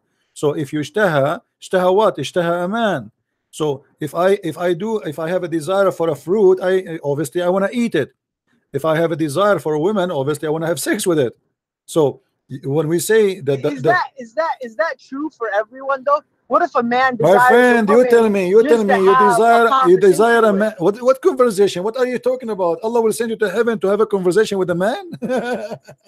If you desire it, you are if you funny, my friend. friend. You are funny. Okay, my friend, you are very funny. Now so until now we did not find one thing makes sense in Islam. You call me 15 minutes ago or 20 minutes ago and you said to me Islam makes sense, but until now I could not find one thing makes sense. Let me ask you, okay, listen. I'm comparing it to Christianity. No. Let's go back to my first point where you need Jesus for forgiveness. I said it right there. So if we need Jesus for forgiveness, then how did God allow Adam to ask for forgiveness and then be granted the forgiveness? You see, now, you forgot that Jesus. Okay, hold on. You forgot that for us, Jesus. Hold on. You forgot that when you ask God for forgiveness is the same as asking Jesus for forgiveness. For us, Jesus is God. Maybe you forgot that. Where does it say Jesus is God? Well, even in the Quran, I can prove it to you. What do you say if I show it to you from the Quran? Or does Jesus say to ask my Father? Okay, why would you want to worship the guy that's going to ask his Father for permission? Why not just ask where it says that Jesus, he will ask his Father for forgiveness? What do you mean? What do you mean is that? What do you mean he asking for forgiveness or for permission? Where it says that? Brother, did Jesus forgive sin in the Bible? I don't know. Did he? Yes. Okay, so brother, this is why the Jews, they wanted to kill him, because this person is speaking as if he's God. You know, if you go to Luke chapter 7 verse number 80, 48, I think it says, then Jesus says to her, your sins are to be forgiven. And that can be you know, mentioned many other chapters in the Bible. In Matthew chapter 9 verse let me remember, chapter 9 verse number 5. It's you know, when he said that your sin is forgiven, and the Jews, they were looking at him and they said, this guy is talking about your sin is forgiven. So Jesus says to them, which one is easier, to say to him your sin is forgiven, or carry your bed and walk, get up and walk? So the Jews, that they could not take it that he is saying to the person your sin is forgiven. And Jesus, he wanted to show them that not only I have authority to forgive sin, for I am God in earth. Here we go. Which one is easier, to say to him your sin is forgiven, or say to the man who cannot walk, okay, carry your bed and walk? The guy is in disability, he cannot walk, he carry his bed and walk. Okay, so you're saying that Jesus, peace be upon him, is God, right? Absolutely. Now, how can Jesus, peace be upon him, if he is God, then how could he have died? If, okay, so okay, let me answer you. Let me answer you. So you are saying that if Jesus, okay, if you are saying, okay, you are saying if Jesus is God, he should not die, correct? That is correct. Okay, that's mean Jesus is God in Islam, because in Islam Jesus until now did not die. Jesus had the holy ascension. He was no, don't change your topic. Great. You are the one who said to me, if Jesus do not die, we will believe in him that he is God. No, that is not that. Well, you are the one who said to me that you are the one who said to me, we as a Muslim will reject Jesus to die, and then you said to me, how God can die? Then I said to you, well, if this is the case, then in Islam Jesus must be God, because Jesus did not die until now, since 2000 years ago. Same time, Jesus, when you say to me, no, hold on. When you say to me, when you say to me, hold on. When you say to me, God died, who said to you that? Who said to you that God died? The Christians, don't they? No, say we that don't. Jesus No, we died don't on say the cross? that. No, we don't say that. God is always alive, never die. Yeah, What? of course. Same as us Muslims. No, your Muslim is dead already. He never been alive. Our God is always alive. Your God never alive. And I will prove it to you. When we say that Jesus was crucified, they killed the flesh of Jesus, but the existence of Christ is long before the flesh. This is why Jesus said, before Abraham I am. So before Abraham I am, he was exist, even though there's no flesh of Jesus exist, yes. So that's mean his existence have nothing to do with the existence of the flesh. So they killed the flesh, but the existence of Christ is still have nothing to do with it. So they killed the flesh of the man, but they cannot kill God. Nobody can kill God. Jesus, he showed them that even if you kill me, even if you take me to the grave as a flesh, I come back to you, for I am God, and nobody can overcome God. Now your God, your God never been alive. Prove to me that your God is alive. Can you prove it? We can't. You cannot. This is something I believe is called, the leap of faith. Okay, you can't be a believer without fully having faith in the fact that God is here. Let me ask you, your living God, can he say stupid things, or always he says smart stuff? Okay, brother, so is your God is a smart God or a stupid God? Of course, he is the all-knowing. Okay, the all-knowing. How much he do not know that the women, she don't have a sperm, and he think women have a sperm coming from their ribs? Where are you getting this from? This is a chapter 86, verse number 6 and 7. You can read the whole chapter if you want. Okay, brother. So I am very intrigued. Unfortunately, I'm out right now. I would love to have more conversations with you, because as I am speaking with you, it is helping me learn, and I'm becoming educated. I have not finished the Quran, not even a tenth of it, let alone the Bible. So speaking with you, it has educated me a lot. There are some things that I would like to talk more upon, and there are things that I would like to learn more from. So we will save our conversations for another night. I want to thank you for this talk. But before I leave, I just want to know where in the Bible or in any scriptures does Jesus, peace be upon him, say, I am God, worship me? I can show you tons of verses, but you are saying you want to leave. Sadly, Yes, I suddenly have to go, brother. okay, no I am in problem. front of. You see, I don't know, like you have time to listen about Jesus where he said I am God. I can show you tons of places. Jesus said, not everyone says to me, Lord, Lord, will enter the kingdom of my Father, which means not everyone, but there's many who say to me, God, God. So Jesus said many places. Jesus said to the Jews, what do you say of a Christ? They said he's son of David, and then he said to them, if he is a son of David, then how David called him my Lord Jehovah? So yes, my friend, they lie to you and they say to you, Jesus nowhere in the Bible says he is God. Muslims are copy paste, but nobody, they do not know their own book, they do not know our book, and then they want to school us about their book and our book. That's wrong.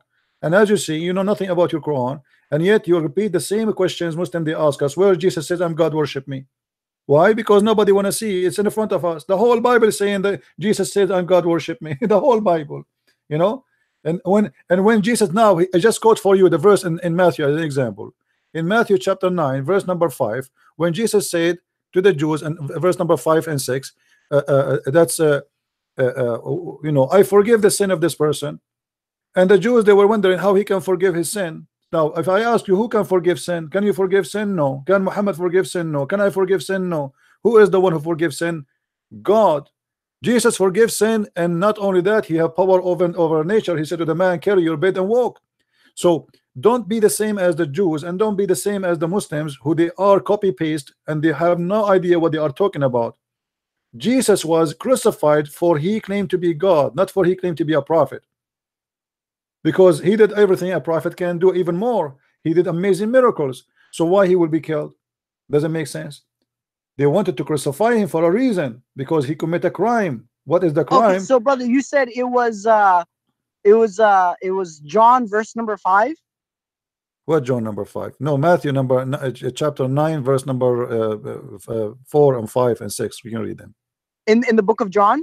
in book of Matthew. Okay, in book of Matthew. Okay, book of Matthew. Repeat that one more time. About the sin, yeah, right? Talking about the sin. Oh no, where Jesus said that I am God.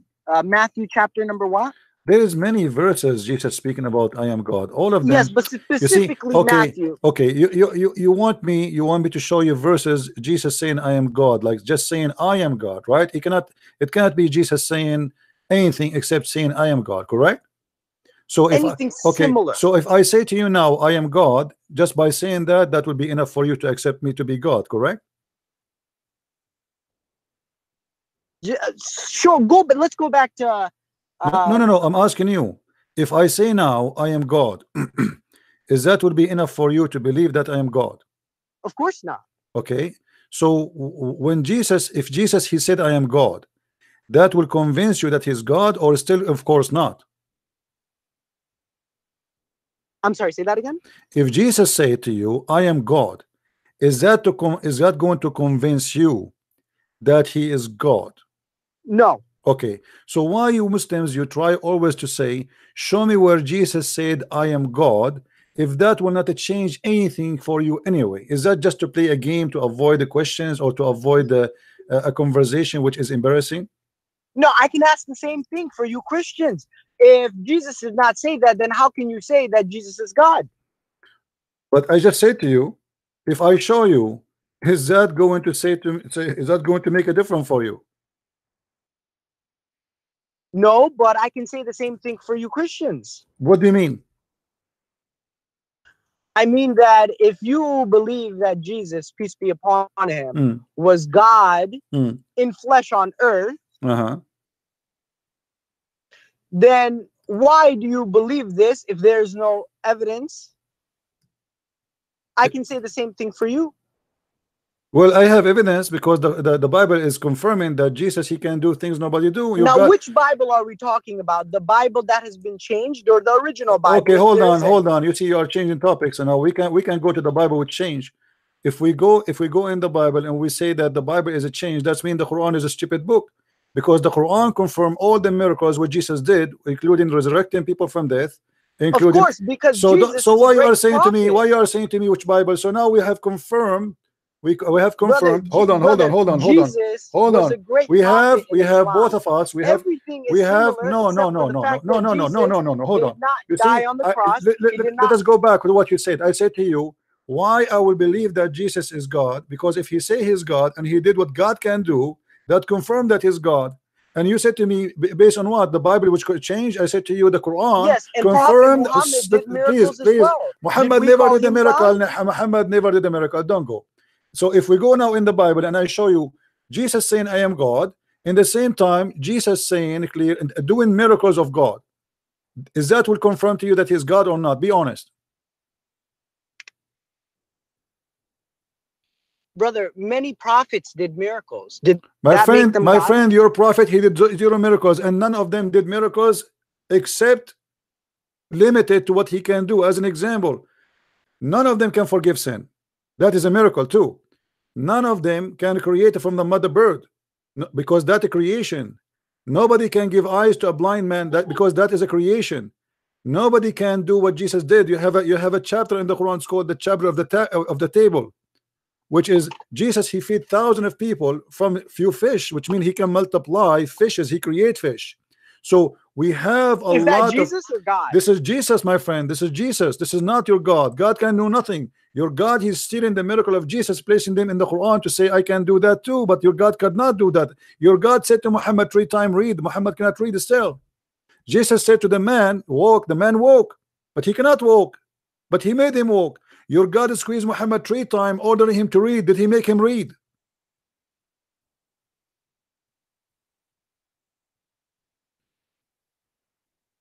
Are you there? I'm here. I'm listening. Okay. If we go in the Bible, if we go to chapter in Matthew chapter 7, verse number 21, it says, it is not everyone says to me, my Lord, who entered the kingdom of the heaven, but the one who does the will of my Father. People, they will say to whom, my Lord? They will say that to Jesus. There we go. He lost connection. Do you hear me, my friend? Brother, Okay. brother, I want to thank you for your time, but unfortunately I have to go. We will continue this another night. No Jazakallah problem. khair. I hope you will leave Islam before the end of the coming week. Call me back again and you will leave Islam. You will see. Definitely, we will talk more about this. Definitely, I agree Jazakallah with you. khair. Thank you very Barakallah much. feek. Take care. Take care. Definitely.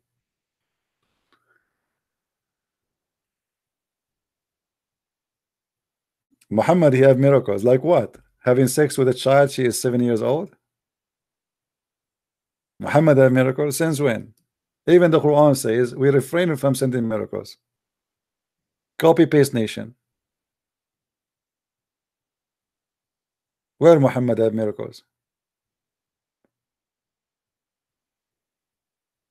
I can now say all the miracle Jesus did, given by my permission. Here we go. I stole the miracle of Jesus. You have a shushu God. Your God is a shish kebab. What God? What is your God? Prove to me that your God is alive. Prove to me for a second that your God, he can do something. Here we go. The cockroach is attacking the Kaaba, and your God, he is playing with his boogers in his nose.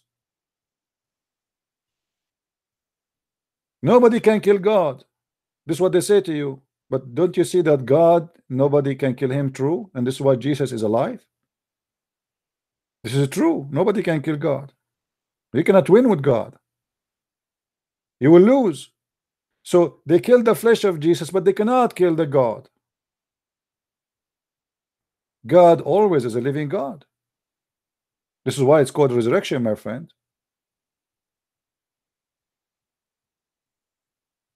They killed the flesh. But does that mean that there's no God when Jesus was as a flesh was killed as a man? That's not true. Even we as a human, when we die, we believe that our spirit is alive. We die by body, but our soul is living soul.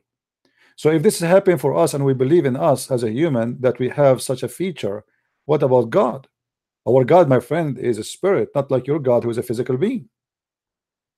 So our God, when we speak about him, his existence have nothing to do with the second of the existence of the flesh. This is why the Bible says from the beginning it was the Word, and the Word was with God, and the Word is the God. So the existence of the flesh have nothing to do with the existence of the Word. The Word took humbly the visible image of God as a man, which means God is invisible and God appeared to us as a visible image of man, which is presenting an invisible God which we cannot see, for he is glorious. So he humbled himself and he come to us as a man. But does not mean that, like, somebody might say to you, well, okay, Jesus was born from Mary. Does that mean the Trinity before that day wasn't exist? That's a lie. The Trinity have nothing to do with the birth of Jesus at that day. This is why Jesus says, before Abraham I am. I am the beginning, I am the end. So his existence in the flesh have nothing to do with his existence as a Christ.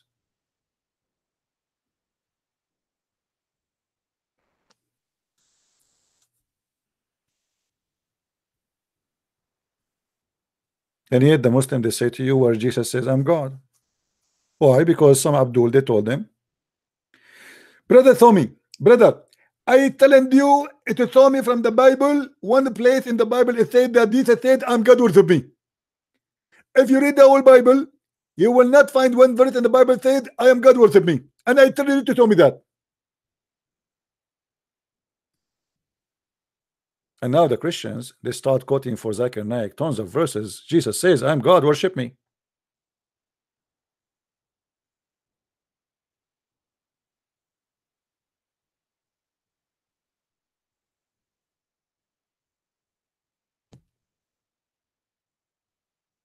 Isn't it amazing?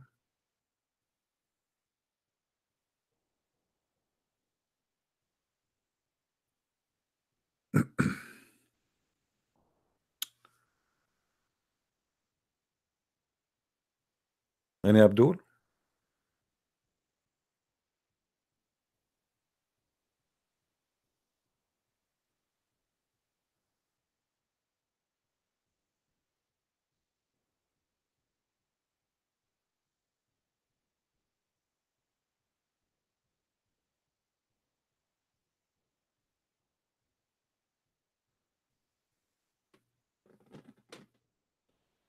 If you mention to me a name was exist, let us say 1,000 years ago, 2,000 years ago, 5,000 years ago.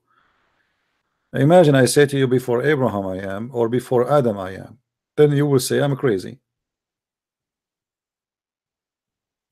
There's one of two solutions. Either he is saying that this is really true. And by the way, when Jesus said before Abraham I am is how God he's saying it to Moses.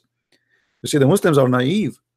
They don't understand that each time Jesus says I am, he is saying that he is God, because I am is what he God said when he spoke to Moses. Moses asked God, what I will tell my people, what's your name?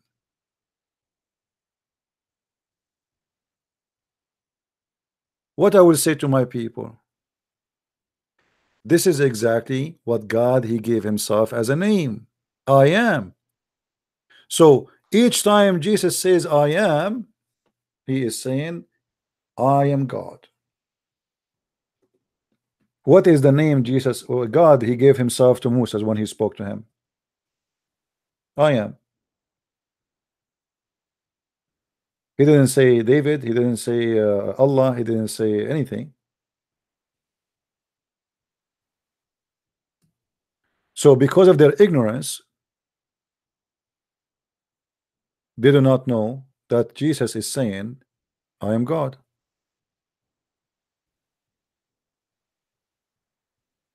When Jesus says I am the truth, if we ask the Muslims who is the truth, they will say Allah. Allah, obviously Allah trying to steal the name of Jesus. When Jesus said I am the truth, he just said I'm God. I am is how God in the Bible present himself in the Old Testament and New Testament, and the truth is God, for no truth but God. And this is actually one of the names of Allah according to Islam.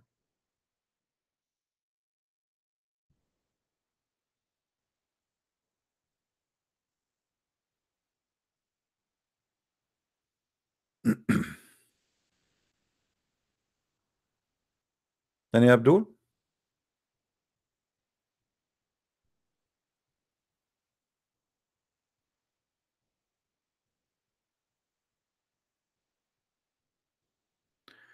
My colleague says that Jesus has already here in India, as is prophesied in Islam. Where is prophesied in Islam that Jesus will go to India?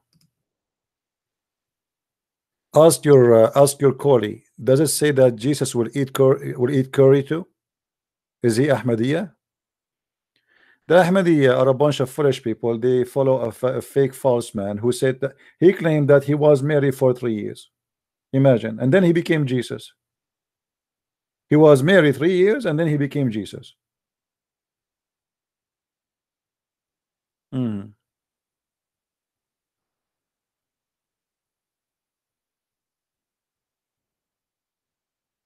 True story. And look how the Christian, they got this guy Ahmad Mirza Ghulam busted. Anyone knows what they did to him? Anyone knows what they did? Because Ahmad Mirza, he claimed that he is the Messiah. The Christians, the guy, he one day he opened the door of his house and he found like 40-60 people in wheelchair and they cannot walk. And they said to him, if you're Christ, do what Christ do. He said, no, sorry, I cannot do that.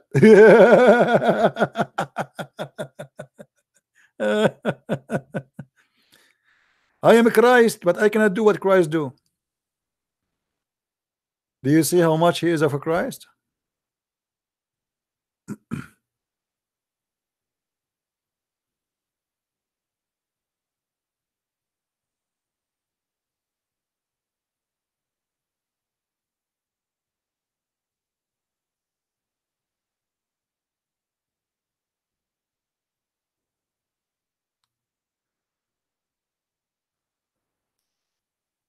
Hmm?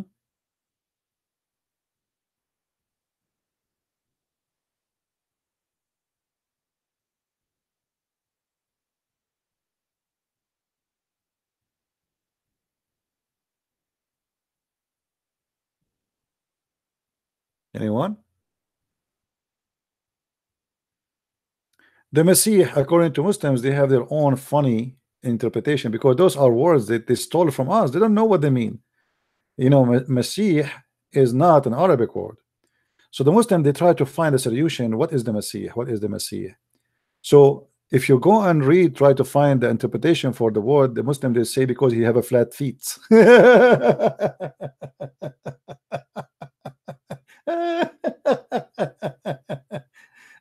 I mean, what a silly, stupid like cult.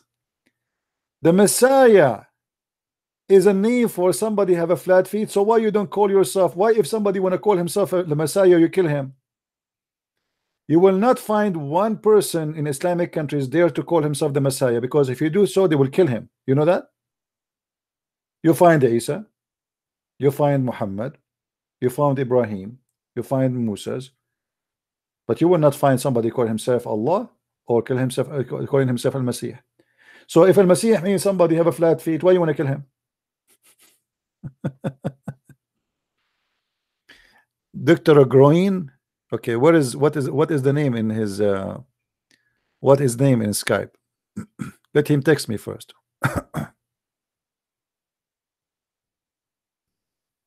Let him say hello for me first so he can call me.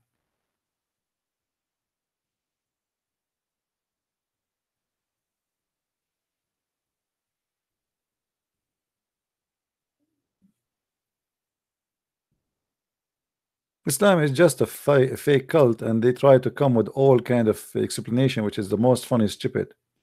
They do not know what Moses mean, they do not know what Abraham mean, they do not know what Jesus mean, they do not know what Injil mean, they do not know what Torah mean, they do not know what even the word Quran is wrong. In Arabic there's nothing is called Quran. This is a word coming from the Aramaic. Everything in this they don't even know why Muhammad, his name is Muhammad. How in the world you call a man, he's a prophet of God, Muhammad? Because Muhammad is a name of God. Muhammad means the praised one. So if this guy is the praised one, who is praised to? Allah?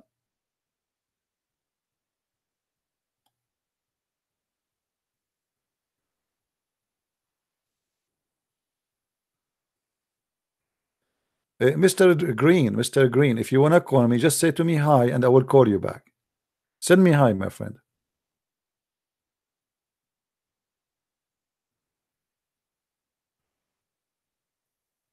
There is somebody he tried to call many times, but it might be somebody wanna scream and shout. Let us see this guy.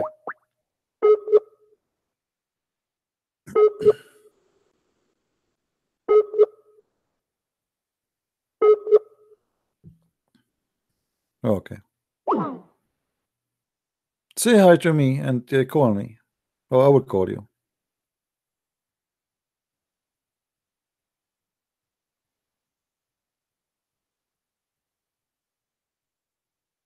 I never found Muslim. He can explain to us any verse in the Quran. Here we go. I can flip the page of the Quran for you from now until tomorrow, and I change any Muslim to tell me what this verse is about.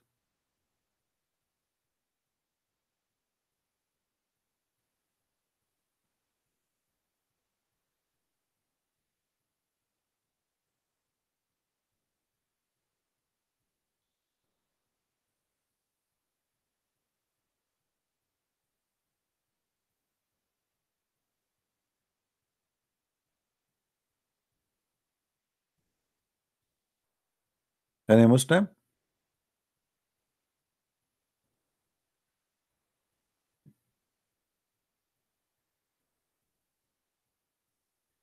Who is a beautiful Muslim or handsome Muslim who would like to call us?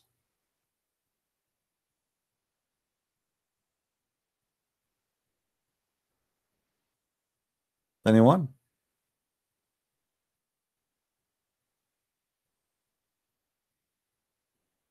Okay, look like we are out of them.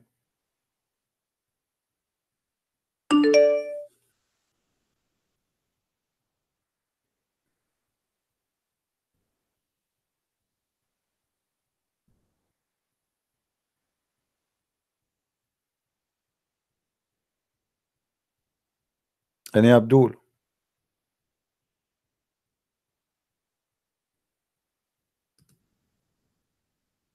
No Abdul. All right. Well, sharp your teeth, Abdul.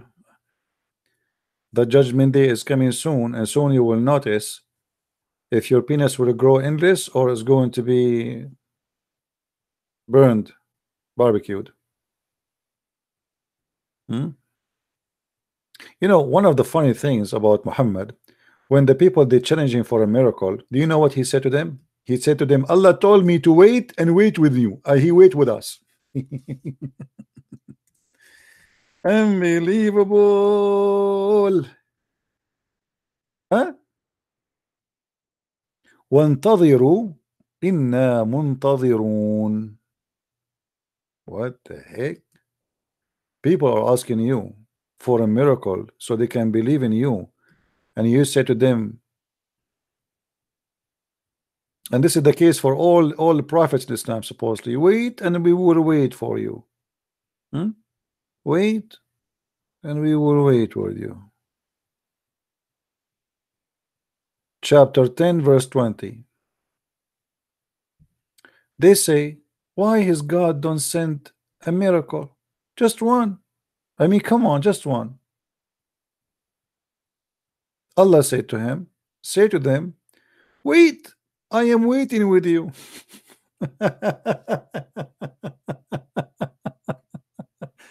We are waiting still, my friend. We are waiting until now. What kind of God? He said to them, wait, and I'm waiting with you. All what the people want, a miracle. Why your God don't show us a miracle? Stop talking, start doing. Show us a miracle. If you are a prophet, true prophet, let your God support you. And this is the answer. Wait, I will wait with you.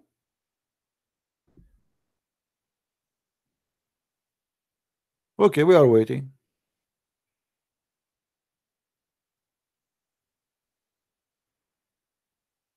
My friend, can you discuss about Rahaf? Who is this girl, woman Rahaf? And how you know she left Islam? I mean, the word start talking about the word is a word of hypocrisy, by the way. There's a Christians are captures everywhere in the world just because this girl she speak in the airport, and now some bunch of atheists they start supporting her. Suddenly she became a hero, and you guys, a Christian, you start saying she left Islam. Where she left Islam, and why the whole world is talking about her? Christians are getting killed and tortured and raped all over the Pakistan and Middle East and Africa and all over. And now this girl, she became the most important girl in the world. Just because Associated Press they make a report about her, and suddenly everybody have nothing to do in life except this girl Rahaf. The word of madness. That's it. All the Christians are getting killed. We forget about them. We are busy with Rahaf.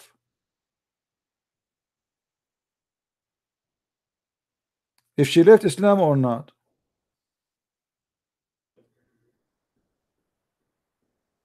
The whole idea, this is a propaganda. Because the girl, she is from Saudi Arabia, Qatar, she's sponsoring anything will make Saudi Arabia look bad. So the second they heard that a Saudi girl, she ran away from her family, she asked for asylum, Qatar right away starts spending money all over newspapers, attack Saudi Arabia and use the same as what happened with Khashoggi. So now any Saudi, he will ask for asylum anywhere in the world. The whole media will sponsor because money is talking, my friend. Do you think they care for her because just because she's a human being? Since when they care for a human being?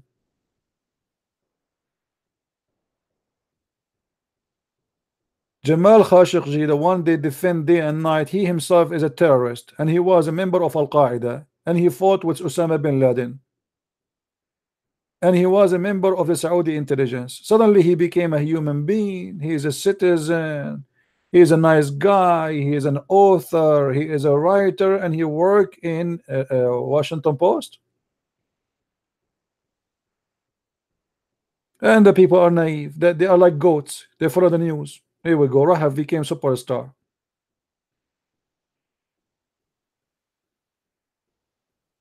If this girl really, she is suffering from torture and problems, she will not be able to go to Thailand. Because families who they are really strict in their daughter, they will not allow their daughter to go to Thailand, my friend. How she was able to go there?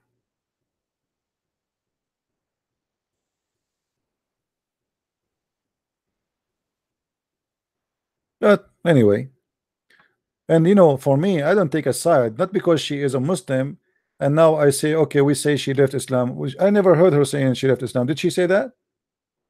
Did you hear her saying she left Islam? Anybody saw a video of her saying she left Islam?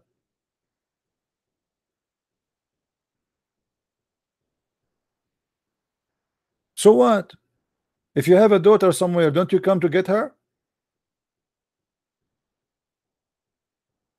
Doesn't matter. She left from Kuwait. That's mean her family are not really strict. They allowed her to go to Kuwait. She said that she left Islam. Did she say she left Islam?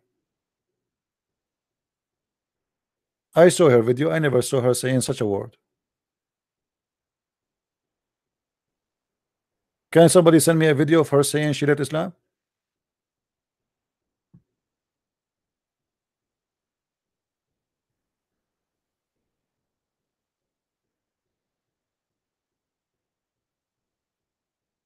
No.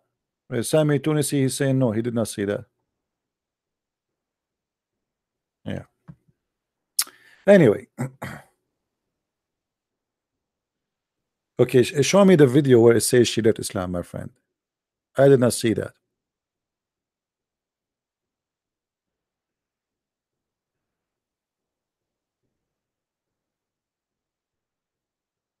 She converted back to Hinduism. Yeah, right. Okay. But anyway, this is how the media they drive the crowd. I mean, look at you now. You are so upset for what about this poor woman? You know, she is in jail for 15-20 years in Pakistan, and then they release her and they want to kill her. I mean, 20 years in jail and nobody spoke about her and nobody cared. What about you save her? She was in jail in Pakistan. What about Christians who they are executed in Iran every day for they left Islam and they became Christians? You know, when they want, they make you a superstar and they make you they are the only important case in the world. Jamal Khashoggi was killed. How many people get killed and tortured in everywhere in the Middle East? And not only that, the hypocrisy is the following. How many the CIA killed in the last 10 years as an example? So this is Saudi Arabia CIA, let us say. and they killed somebody he considered to be danger, and he's betraying them. Why we don't do the same about the CIA? Every day the CIA, they assassinate somebody somewhere. Anyone who have involved with terrorism, they kill him, even if he's an American citizen. Like Al-Wakili as an example. So if the American, they get their hand on Al-Wakili, they will, they killed him when they made him shish kebab. Actually, they did not cut him pieces only. They make him barbecue. They burn him alive.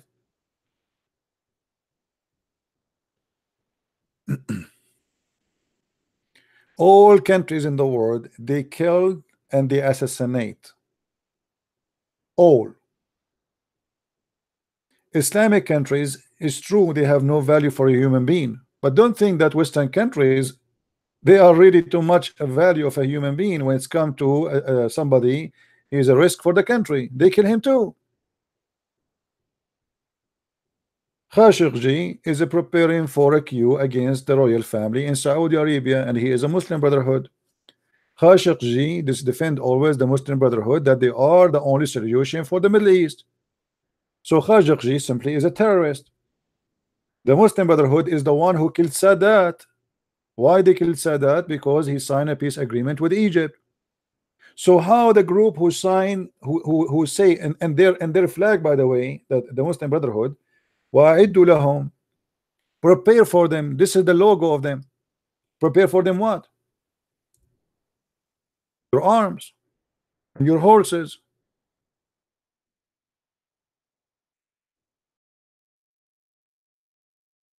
This is the verse the Muslim Brotherhood, they choose as their logo. Make ready for them your arms, forces, and horses to install terror in the heart of the disbelievers. So Khashoggi and the Muslim Brotherhood, which Trump is defending them, because Trump is a closer friend to the Prince of Qatar. Obama is a closer friend to the Prince of Qatar. Look at the hypocrisy of the American. They want to fight Al-Qaeda in Afghanistan, but they sponsor Al-Qaeda in Qatar.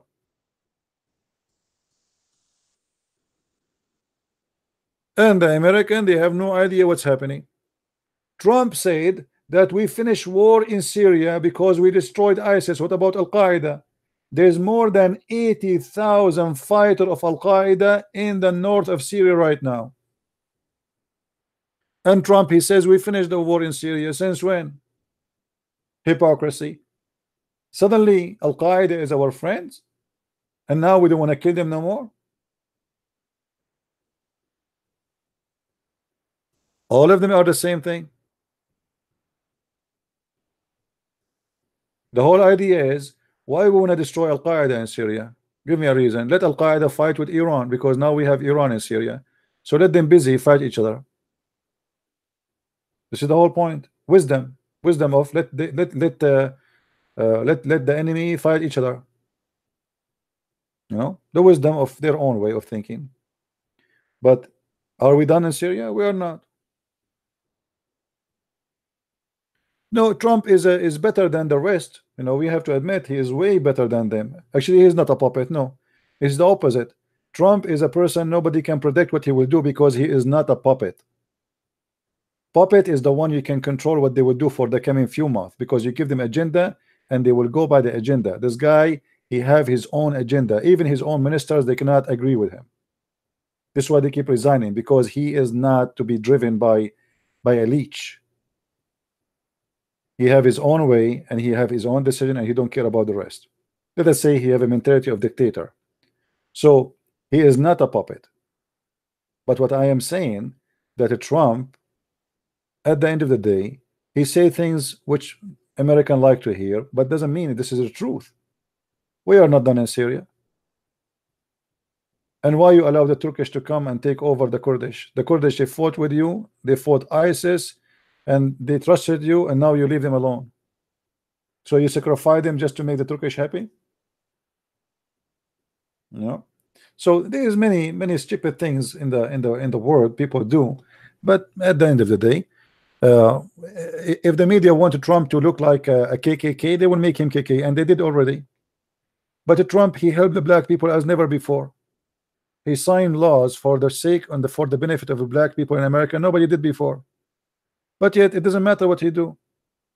Trump, he came, America was the economy was collapsing. This guy, since he came, the economy is going crazy.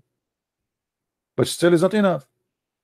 You know, that's it, because they want to make him the devil. So the media, don't follow the media, my friend. Be honest. When Trump he do something wrong, I say he do something wrong. I don't decide by what the media say. As an example, I say Trump, he made a big mistake by hiring his family to work in the government, because that make it like a family business. This guy, he think America is a corporation. He's a businessman. So his son will take this, his daughter will take that, and his brother, his son-in-law will take that branch. This is not a corporation. This is a country. That is a big mistake to do.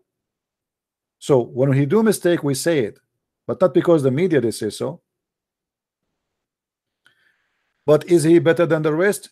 I assure you that the shoes of a Trump is better than all the presidents before him. Way better.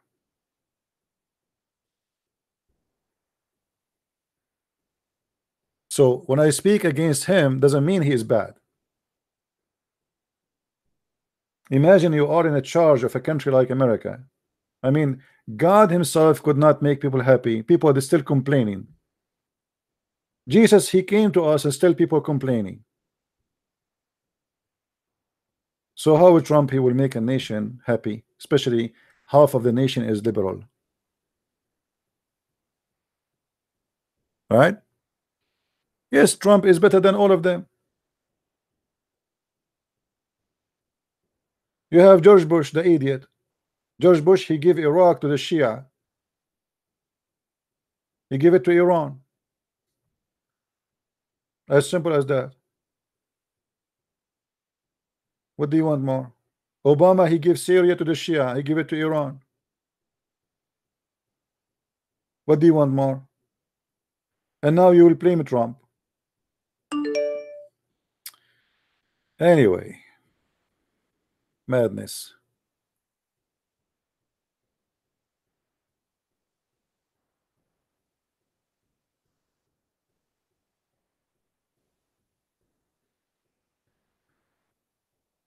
Can I call it, please? Bridges TV. Let us see this guy, what he want.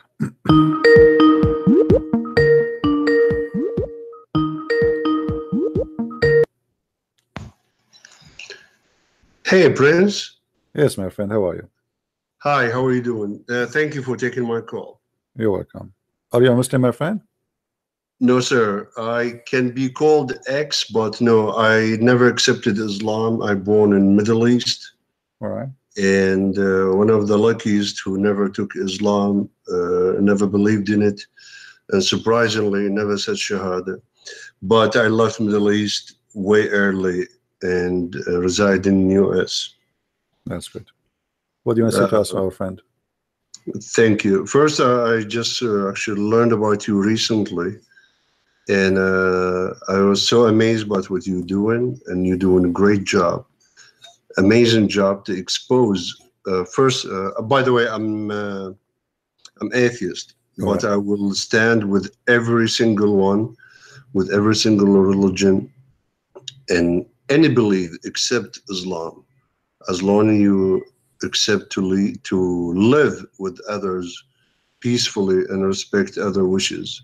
Islam, the only cult who reject and subjugate and despise everyone else. I'm calling really to say thank you for what you're doing, and would love to be with you. I'm not debating or anything. Would love to be here with you if there's any Muslim want to talk about Islam and the self-proclaimed prophet Qatham bin Amina. Mm-hmm. So-called Muhammad, which is you mentioned a few minutes ago. Amazingly, you described it as the praised. And I have, if you want to have a couple of, if we can go with the question and answer, but I have two theories about Muhammad name, if you guys want to hear it. Go ahead, we're listening. Thank you. First, Muhammad, as you said, called the praised, which is like the thankful. I think you speak Arabic, right? Yes. Yes, sir. Kathir al-hamd, the one who prays a lot, right? It's not a name. It's a sifa. It's someone you can describe someone as the one who prays a lot, which is Muhammad. And to tell our brothers and sisters, victims of Islam, and also that we need to mention, Muslims are the very first victims of Islam. Muhammad never been named Muhammad. He was Qatham and from unknown father. After 4 years of so-called pregnancy, I don't know if people know about this, and Muslims believe in that till today, actually, because a lot of people don't know Amina, the mother of Muhammad, was, you know, they call it the Red District, the Red Flags at that time in Arabia, do business like sex business. Of course, I'm not against it. She's free to do whatever she wants, but the fruit of that was Muhammad himself, Qatham. So the name came, there are two stories. Stories, I heard it from very ancient Christian family. Can you still hear me, sir? I do, go ahead. Yes. Yeah, Muhammad, for the name came, this is the first theory, from, if you also understand Arabic, if you can help me with this too, from Muhammad, the one who baptized, Muhammad. So in order for Qatham, the rejected person and used to live in Mecca, which is, I have another theory about Mecca. Muhammad was, or Qatham, in order for him to marry the rich merchant Khadija, he must be Christian, because at that time, and even today, you cannot marry a Christian lady without going to church. I mean, it's a tradition. But at that time, it's more tradition. So Qatham, he got to baptize, he got to Yata'ammad, Muhammad. So you got my point here so far? Because you speak Arabic, I think you understand what I'm saying. Yeah, he is saying that in order to marry from a Christian woman, you have to become a Christian, as simple as that. Yes, but to be Christian, the word is Muhammad. Yeah, to be baptized. This is exact word, Muhammad, which is similar to Muhammad. So then after he married her, that guy who called Qatham, and now AKA Muhammad, Rasulullah, I don't know which Allah, he became the one who Muhammad, the one who baptized. And then the name took over with time and become Muhammad. Okay, that's one theory. The other theory, of course, there are two theories that Muhammad never existed or Muhammad existed, but they put a holy crap on him later on. Sorry for the word. So the other one is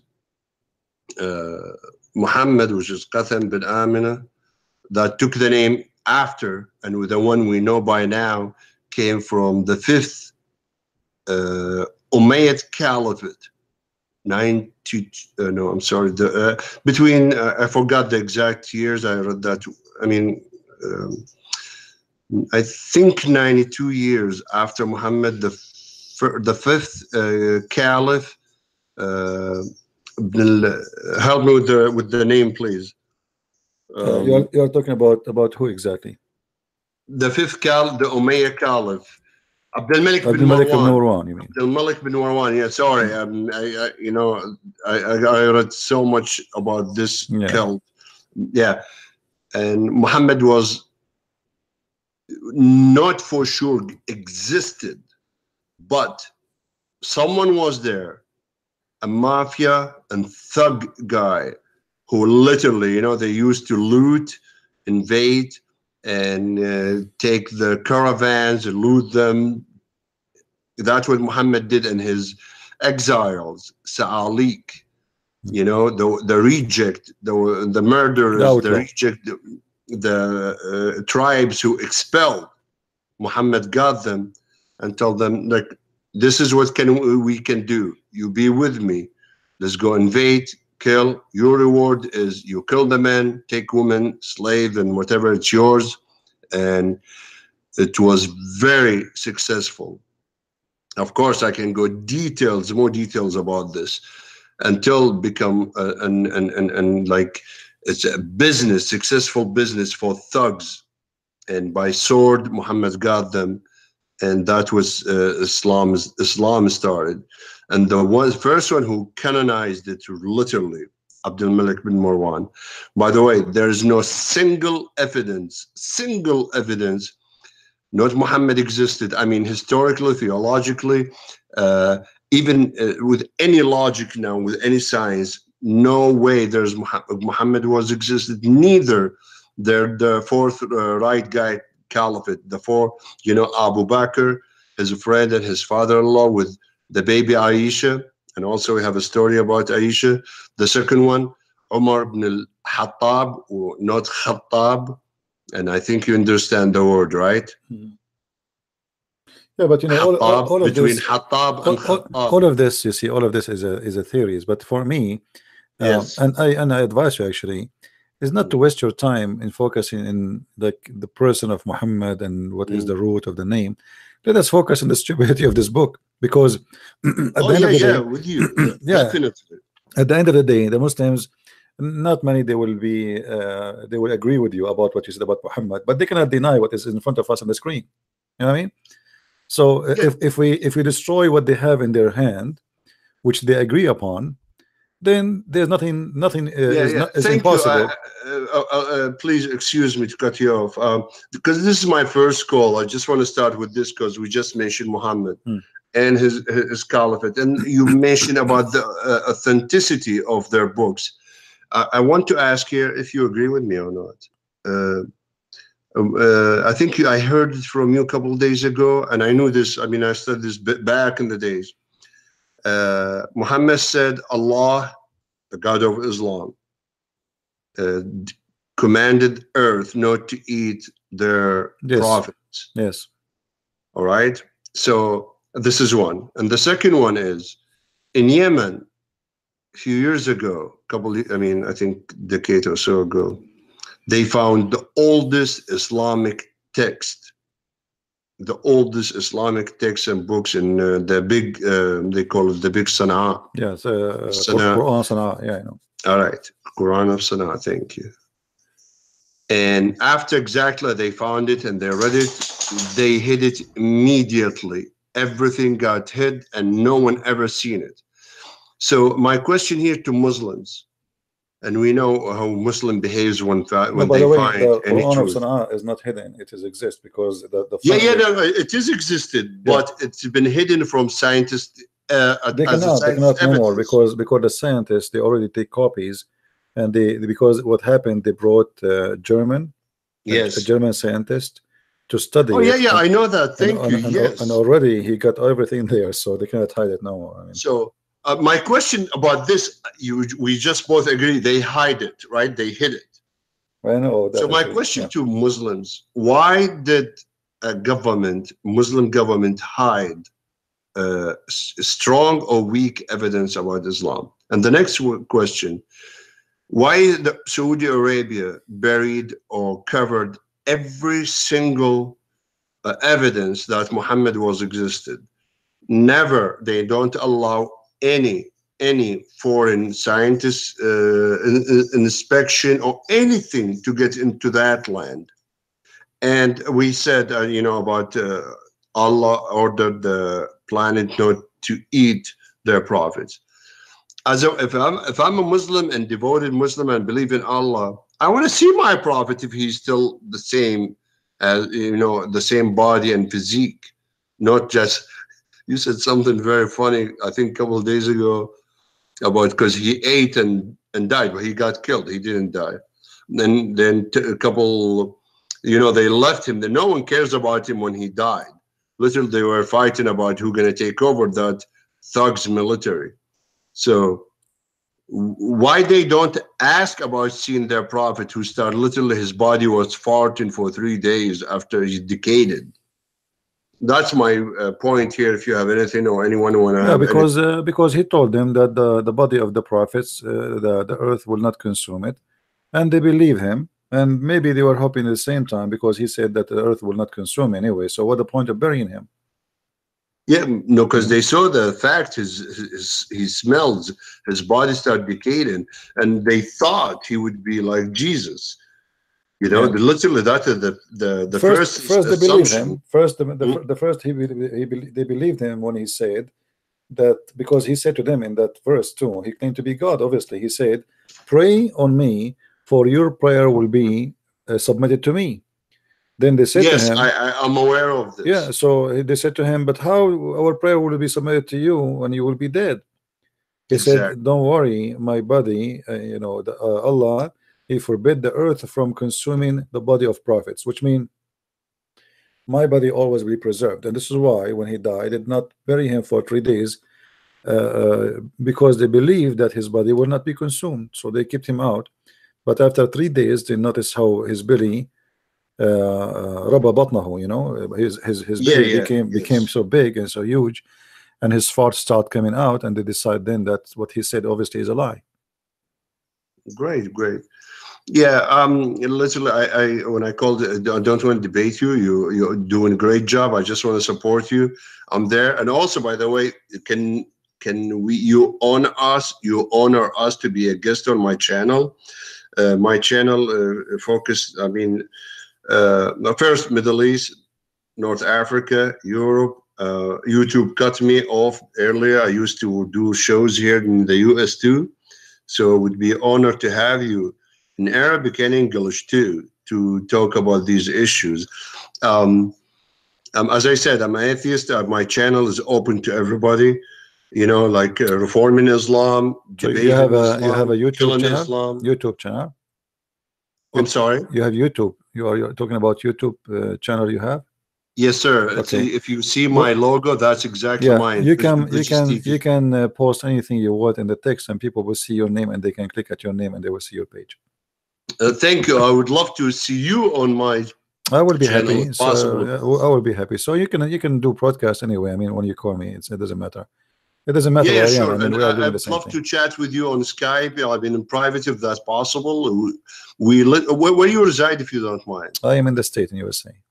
Oh, thank you. I'm in DC, by the way. I'm Right. close to the Khalifa Trump. Right. And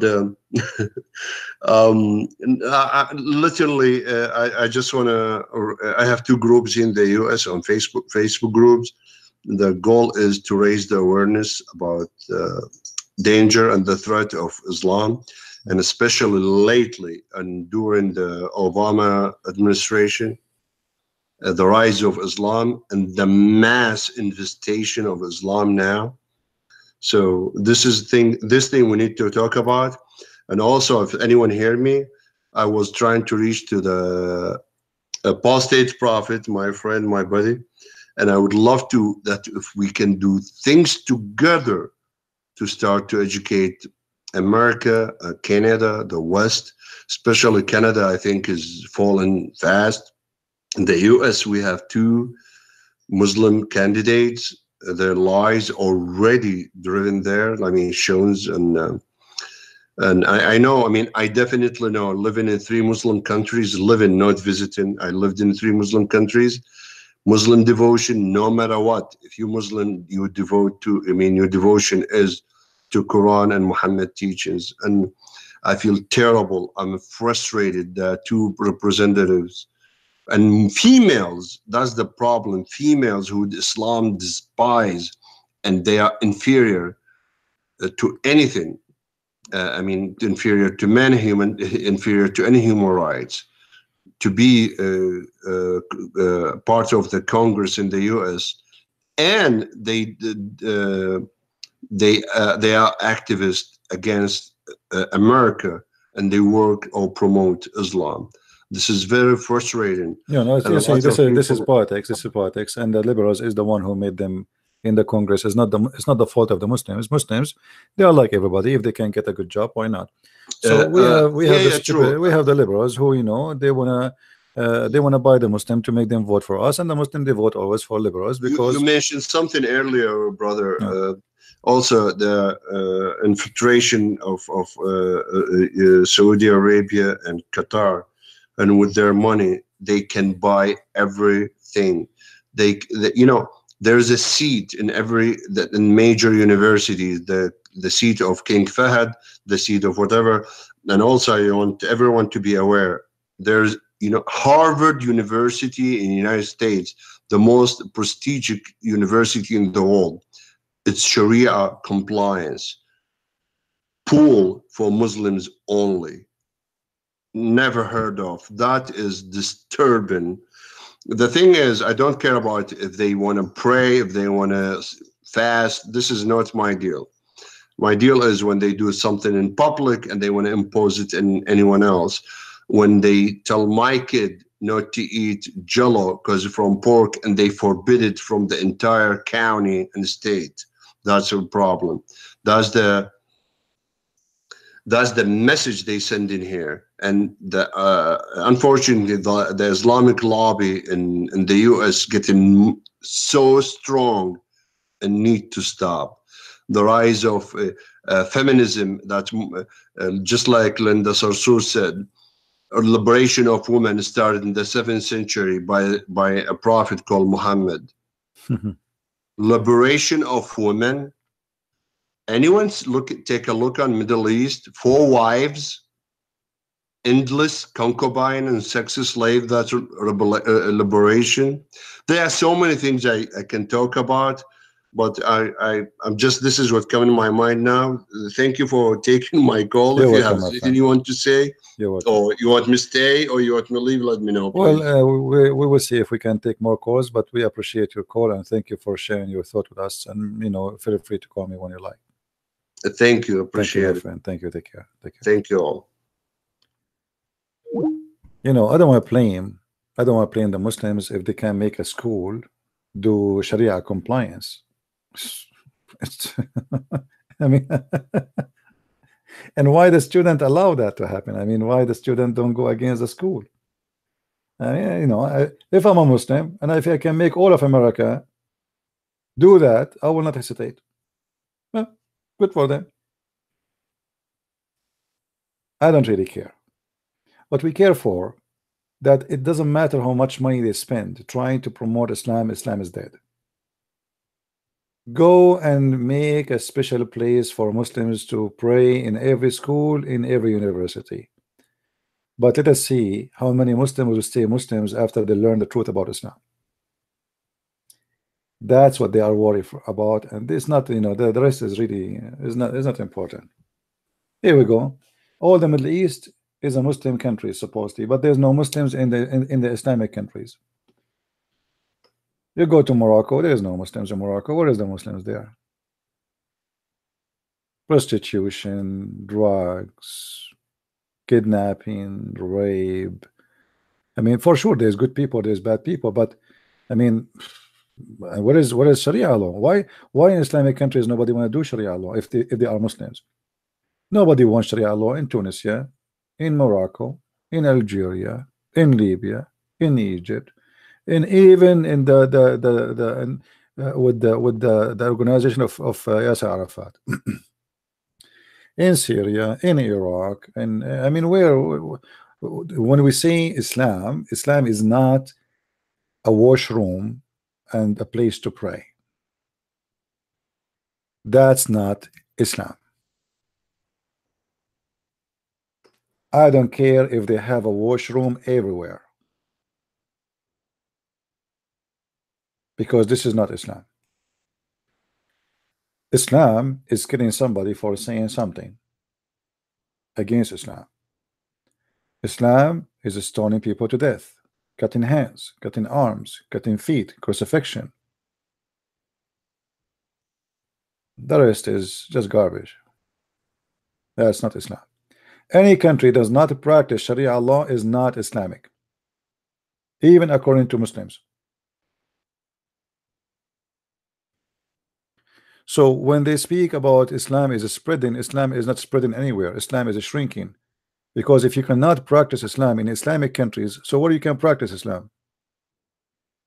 By building a bathroom in the airport? Good luck with that. Do you understand, guys, my logic? Do you understand what I'm saying? Islam is dead. What is Islam? In the Middle East, Saudi Arabia, as an example, in the month of Ramadan, it's empty. The whole country, either in Egypt or in Thailand or in the Philippines or in Vietnam, 6 tourists. So if people don't want Ramadan and they celebrate Ramadan drinking whiskey abroad the country, that means there's no Islam. Islam is not a law and a country and people say we are Muslims. Islam is people, they like the religion and they believe in it. If there's nobody believe, that means all of them, they are hypocrite by names. They live in the condition where they cannot dare to say, well, I don't drink whiskey, I don't care for fasting. This is why if you go in you know, in the month of Ramadan to Europe or anywhere, you will find that flooded by Muslims coming from the rich countries like Saudi Arabia or Qatar or Emirat or Bahrain. So what they do, they cannot eat and they cannot drink in the front of each other because they are a nation of hypocrites. So what they do, they go abroad. You know what I mean?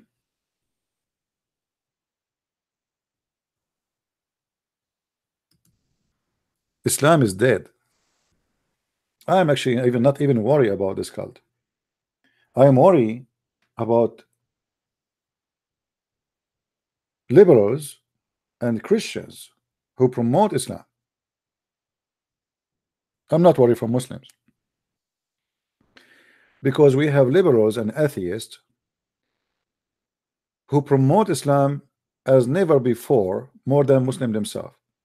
This is why you see this woman Linda Sarsour, she is with them, but she's supposed to be against them because Islam is against abortion, supposedly. Islam is against gays and lesbian.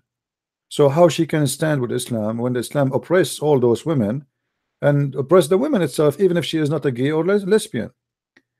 But they use them. So if you want to be worry from the liberals and the foolish Christians who promote Islam without knowing. As an example, you will go to a church, you will see a priest saying Muhammad is Abrahamic.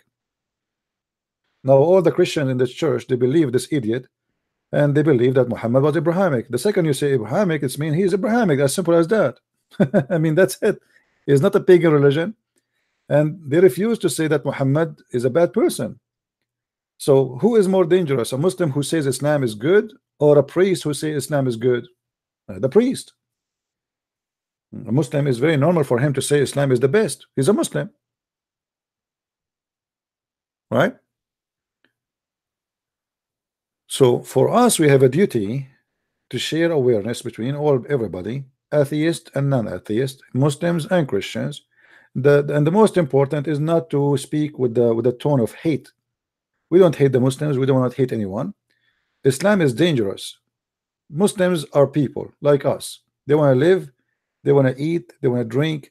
They want to have fun. They want to be like everybody. But Islam is the problem. So we don't want to make what we do against Muslims. We are against the cult of Islam, which is bring oppression, and it's a mafia gang system. Either you accept Muhammad or we kill you. Either you accept Islam or you are dead, or you have to pay jizya. If you are a gay, we will throw you from the top of the building. If you are a lesbian, we will jail you inside your house. So Islam as a system is scary and disgusting, and if you are a person who don't want such a thing to be part of your life, then you have to stand against it. And this is what we need to do to tell everybody, including the atheist and those who call themselves liberals, that Islam is totally the opposite of what they claim to be. That you know, like the second you speak about Islam, the liberals, they accuse you are teaching hate. But if you talk against Christianity, you are not teaching hate. The second you say Islam is bad, you say you are racist. But Islam is not a race.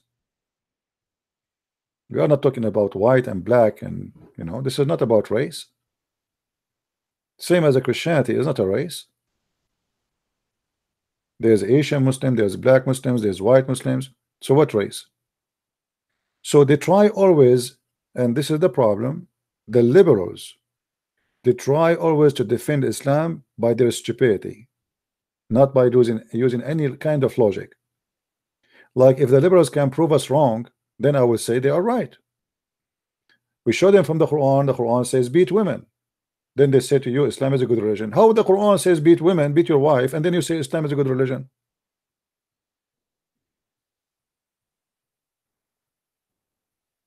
They are teaching women that if you grow hair under your arm, that will make you equal to the man. So we are talking about people, they have, I don't know, I mean, weird. What a growing hair, if you gray hair under your arm will make you equal to the man? Okay, gray hair, grow a mustache too. Why only the hair under the arm? So they have their own understanding of life, and liberals are very hard to discuss with them because they are stubborn and they have the mentality of terrorist. You see, when you say to a Christian he cannot use the word of God, they are being a terrorist, the same as a Muslim terrorist from ISIS. This is terrorism. This is what the Soviet Union did. Soviet Union is the best example of liberals. They are socialist and they force their own agenda on you. And they tell you what you can say, what you cannot say, what you can eat, what you cannot eat.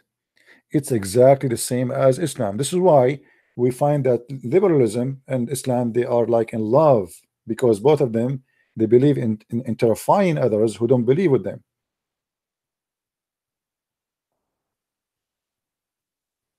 If you have a cross, they get offended.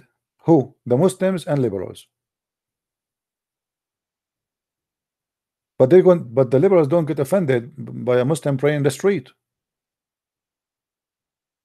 If you are a Christian wearing a cross, the liberals get offended. But a Muslim having a room for washing and for praying in the middle of the school, no problem. And the reason they do that, they believe that Muslims are minority and they are not a threat for them. So what they do, they use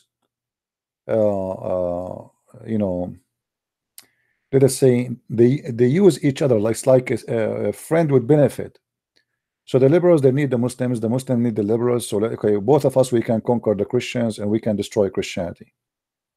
So both of them, they share one thing: Christianity is bad, we need to demolish it. And because we share one enemy, so we are friends. The enemy of my enemy is my friend, right?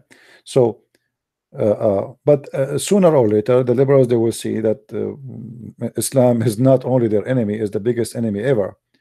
When the Muslims became a percentage in USA or percentage in Europe, then the liberals, they will start crying, asking Christians for help. You know what I mean? Now they don't see them as a threat, but wait until the Muslims, they say, we want Sharia law. We don't want you to eat pork. We forbid pork, we forbid wine, we forbid etc. Then the liberals, they will start crying and says, oh, we wish the old days will come. For me, all of this will not make any difference. And actually, I don't mind if European countries controlled by Sharia law, because I believe that Europeans need to be punished for leaving God, and the best way to punish them is to have Islam on them. Let them be punished for closing churches, for fighting Christianity, for taking the side of the wrong, for defending Islam. Somebody have to pay for all those things done through centuries. Teaching children there is no God. Teaching children that Darwin is right, and Darwin, by the way, is nothing but a racist scam. Darwin himself, he put a black man inside a cage just to prove that the monkey is a black man. How dare you to accept Darwin to be a scientist? So for centuries they are fighting Christianity, and if something wrong happened to them, that is a price to pay. For sure, some of you will say, well, we are European and we are Christians. My friend, discrimination of Christians will make us better Christians. We will not lose. Still, we are winners. But sometime there is no solution except, like it's saying, if I have a hot fever, then I will recover from my sickness. I don't know if you heard that before. Like they make somebody cover with many blanket until it is burning, and that's supposedly what releasing from the sickness. So sometime burning the steel is the best way, burning the iron is the best way to make steel.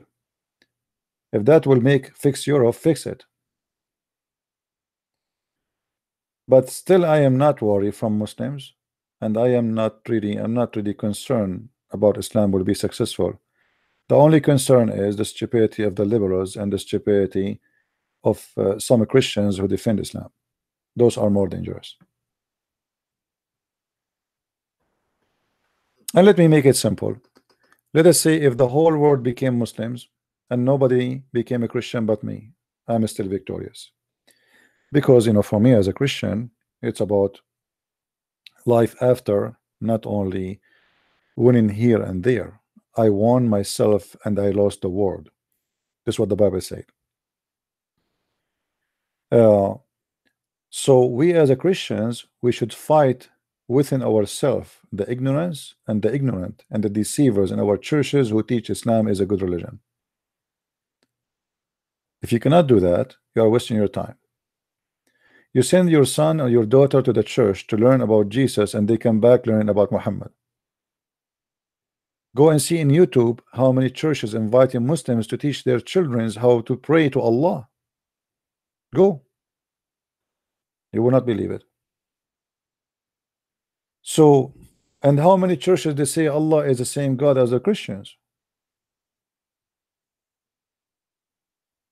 Right?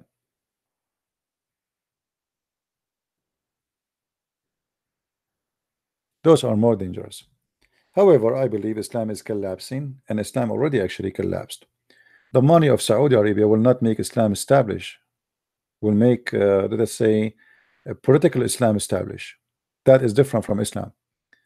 There's, you see, the idea of investing a lot of money in the West is just to make, there's a competition between Muslim countries about who can control the media for the benefit of the royal family who control the country of Qatar or Saudi Arabia or Emirat, but nothing really working for the benefit of Islam. And I will give you a lot of examples. The Muslims, they give a lot of scholarship for people to learn about Islam and to convert to Islam and learn Arabic, as an example. Many of them, they go and learn Arabic and they convert to Islam and then they fight Islam. And the best example we can quote is Don't Convert to Islam. You can go to his channel in YouTube. This guy, he spent 16 years of his life as a Muslim. The Muslim, they taught him Arabic, they took him to many conferences, and they use him for their propaganda. Overnight, the guy, he switched upside down and he decided to fight Islam. Why? Because now he speaks Arabic very well. And now he learned Islam is nothing but a scam. So always, the Muslim, they try their best. They invest a lot of money trying to make you believe Islam is a growing and Islam is great. But even if you convert, sooner or later you will find Islam is nothing but a scam. And then what will happen is upside down. They invested money on you to make you fight for them. Later they will find that you are fighting against them. So, you know, I'm not really worried about any of those things. And as you see in the last month, how many Muslims we have left Islam here is just, you know, we are just doing video, YouTube. I mean, we don't have a TV station. We are not CNN. Yet we have tons of people left Islam. So what if we have very, you know, large audience? What if all of you copy my videos and share them everywhere? Copy debates and let everybody laugh at Islam. Islam is collapsing. It's just a matter of time.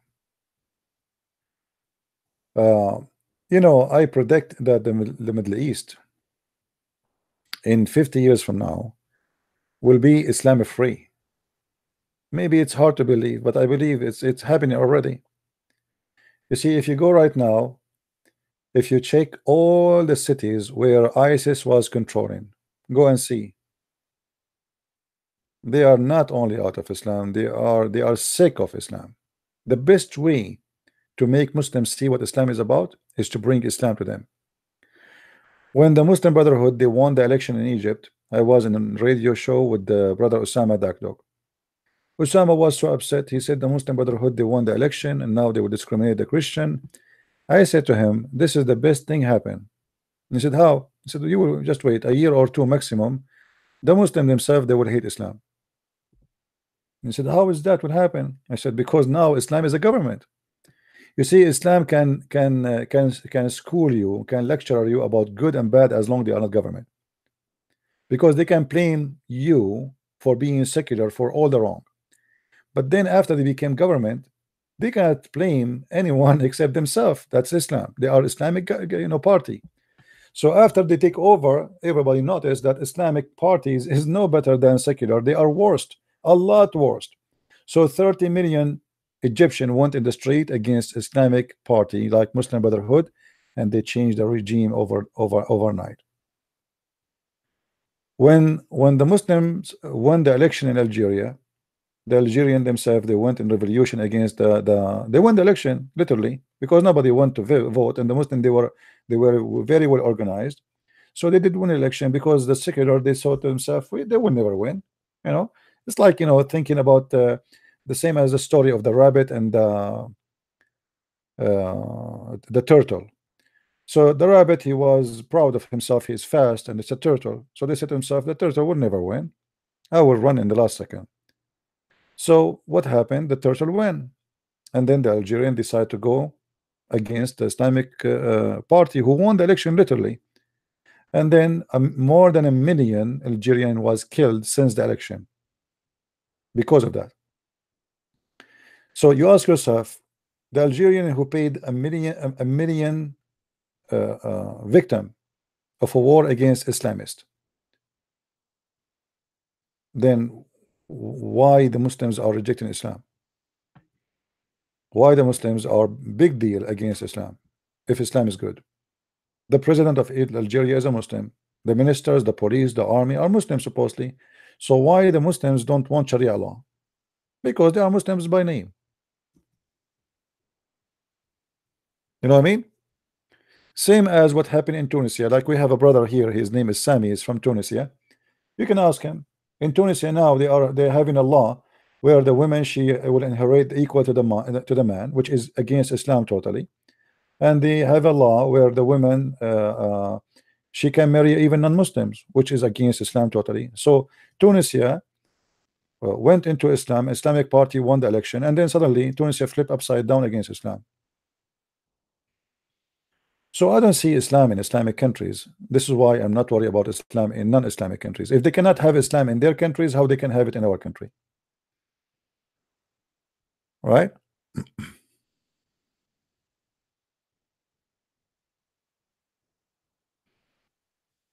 Is what I said is it clear? Right? I don't see Muslims believing in Islam. I see Muslims by name. The majority of Muslims are Muslims by name. I predict that I don't know how long it's going to take that Iran government will collapse, and I assure you that after the collapse of the Iranian Islamic government in Iran, Islam will never enter Iran again. Just watch.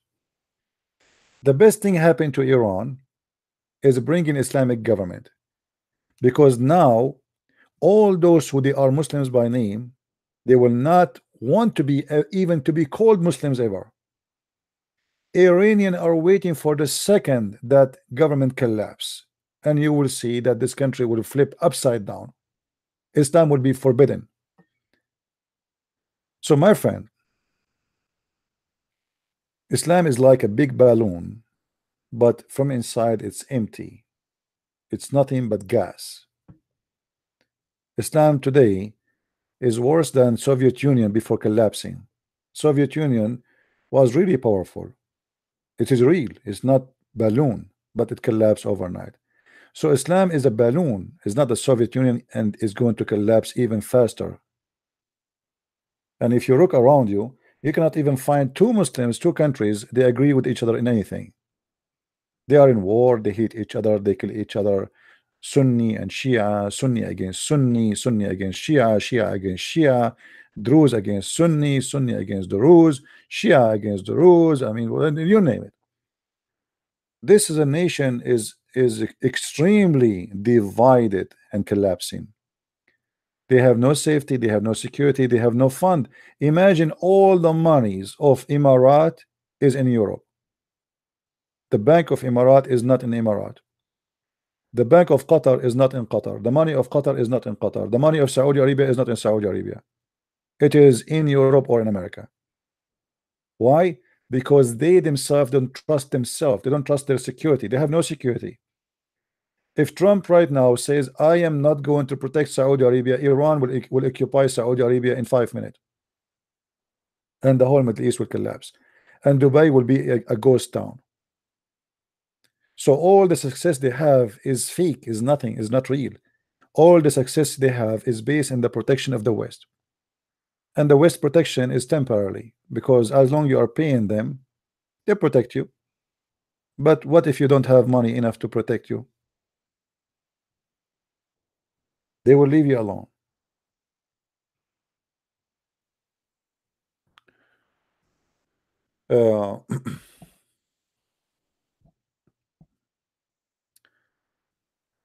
So anyway, I see that Islam is not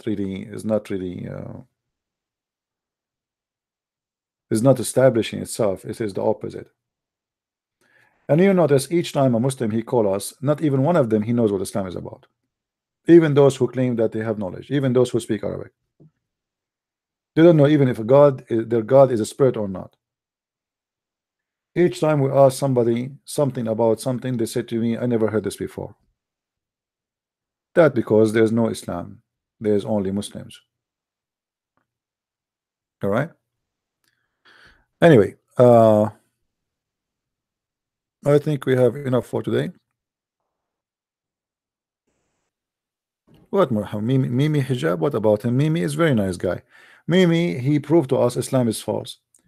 Mimi hijab, he said that for 4,000 years, not even a single rabbi, he broke the command which is instructed to worship one God, which means the Quran is false, because the Quran chapter 9 verse 30 and 31 says that the Jews worship Uzair and they worship their rabbis.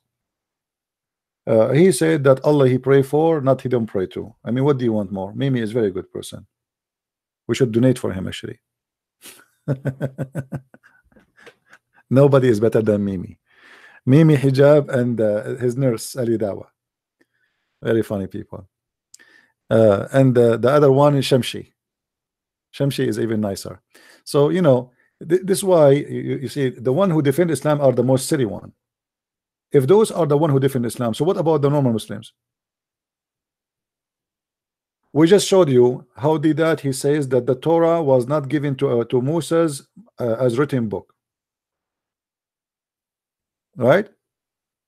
He said that, and we play his voice. But isn't it the Quran says that? Even Muhammad he said that the Torah written by the hand of Allah. Do you see it?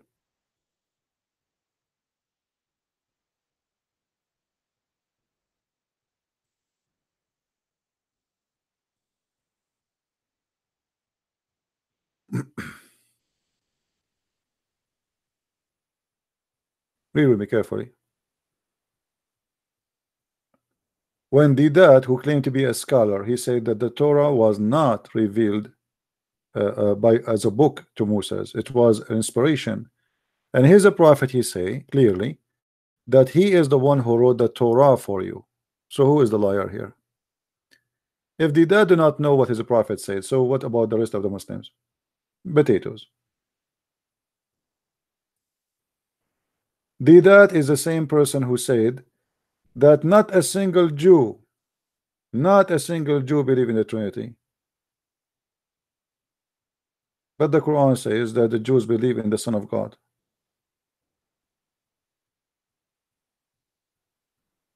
And this is in the Quran. And Mimi, he was copying Deedat, by the way. That's why he made the same stupid mistake.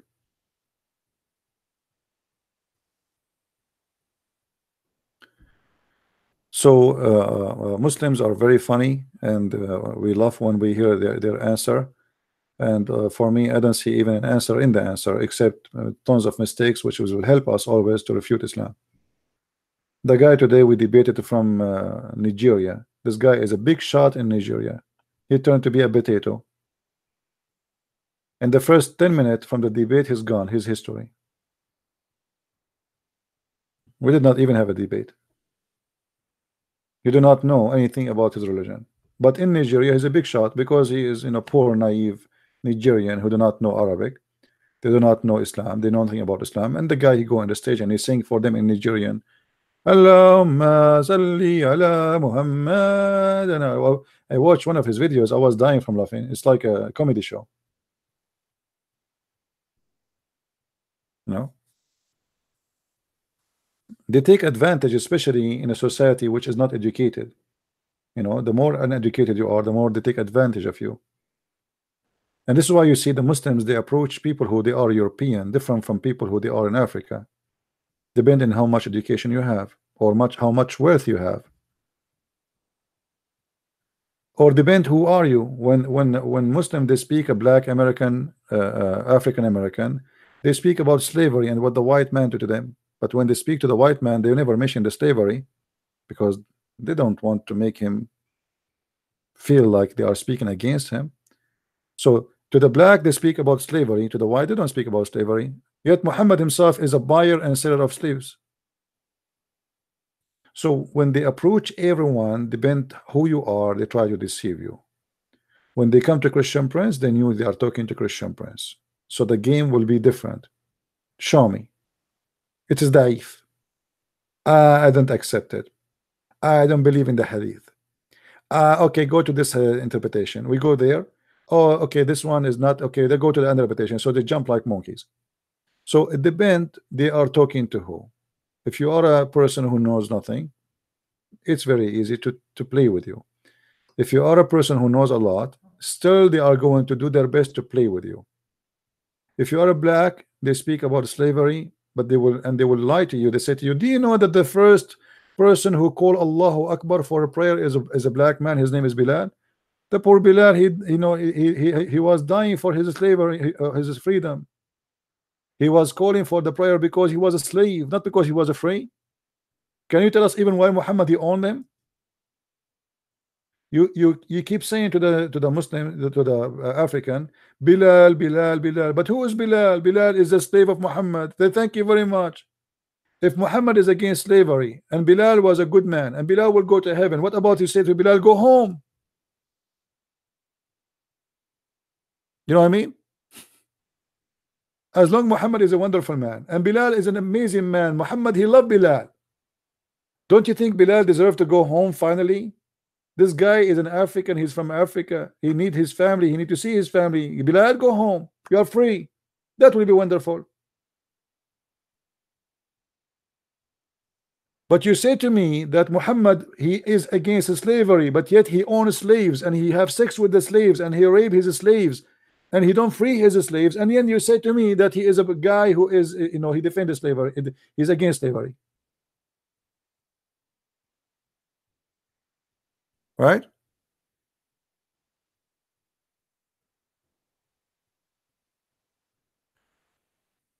There is no ties between Saudi Arabia and Israel. There's a friend with benefit. There's no ties. The Muslim will never have tied with Israel, but they have.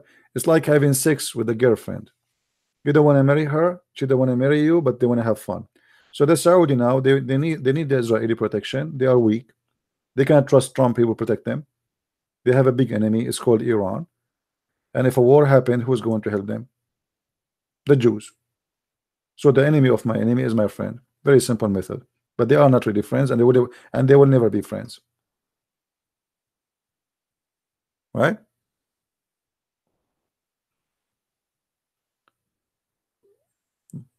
They will never love Israel, but they need Israel.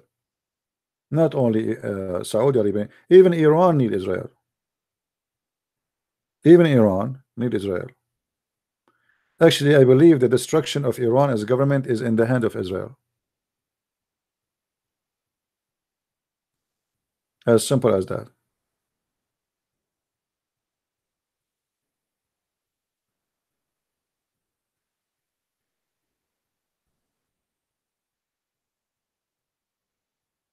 Uh, what do you think about Muslims according to the Bible? My friend, the Bible is very clear. Anyone who deny the Father and the Son is an Antichrist. Secondly, he will not go to heaven. Number three, the Bible warns us not to do what Muslims do. As an example, not to pray in the corners. That is what hypocrites do, and Islam teach hypocrisy.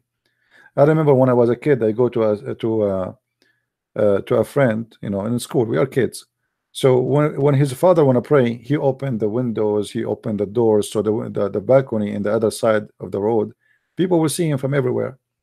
It's cold, and I say to him, "Why your father open the windows, man? It's cold." He said he liked people to see him. He want all the neighbor to see he's praying. And if it's not cold outside, he will go and pray in the balcony. So all the neighborhood will see Hajj Ramadan praying in the balcony. Mimi Hijab is praying. Allahu Akbar. Once I enter, and the father is having a little rock in his hand, and he is hitting his forehead with it. I said to myself, what's wrong with this guy? Why he's doing that? I asked the kid, why each time I come here your dad is doing that? He said, because he want to make a spot in his head. Why he want to do that? I said, I don't know. And then I said, why? You know, why is that? I said, I don't know. He's a kid like me. I mean, we're kids. And later we learned that this is because he wanna go out in the street, and people will see this spot in his forehead, and people will think that he is a person who pray a lot. Hypocrites. In the month of Ramadan, I go to, like, you know, we are kids, you know, we finish school or etc. I go to this house, to this kid, Ahmed or Muhammad, whatever. And once we ate cookies, we are, you know, children's. We ate cookies, and I want to leave. He said, no, wait. I said, what? He went to the kitchen, he put some water in his lips, and, you know, he put some salt in his lips, and I was talking to him, he cannot talk. He don't talk. So I said, what are you doing? You look funny with this. Why you are doing this? And then after he finished, he said, this is what all my family do. Before we leave the house, we put salt in our lips, because that will make them look dry, and that will not make people know that we are not fasting. I said, who taught you this? He said, all of us, my dad, my mom, all of us. So they don't fast in Ramadan. They eat all day long inside the house, but when they want to leave, they put salt in their mouth. They put a lot of salt, like they cover it really like powder, you know, a lot of salt in their lips, and they don't move their lips for some time until the salt suck all the wet lips, will make them really dry. So when you go out, they will think they are fasting, and they are people who they are following Allah, and they are, you know. This is why I say to you, Islamic society is not really exist. What is exist is fear. Time will come, and all of this will go in garbage. They don't want to fast. Go to Dubai. What is Islam in Dubai? The prince, he donated to build mosque. The prince, he built the biggest mosque in Europe. The prince, but in his country there is no Islam. Did you watch the New Year evening in Dubai? You Muslims, what do you have with the New Year evening? Why you are celebrating the New Year evening? You know what I mean? What the New Year evening have to do with Dubai or Kuwait or Indonesia or Bangladesh or Turkey? What do you have to do with it? If nothing to do with it, then why you celebrate it? Where is Islam there? Christmas trees, Merry Christmas, Valentine. Go and see Valentine. You know. And by the way, the Muslims, the real Muslims, are doing their best to fight the impact of Christianity in Islamic countries, but they cannot. They are losing ground. Children's, they don't have happiness in Islam, so they celebrate Christmas. You go to the Middle East, you find many tons of thousands of houses, they have a Christmas tree inside the house. But this is a Muslim house. They don't believe in Christ. is born in this time or anything. They don't believe in anything of occasion like this. But because in their religion there's no happiness. Happiness in Islam is based on two things: food and sex. So if you're a child, what you do? They give you some change, you go and buy some sweet. This is what is called the Eid. There's no happiness.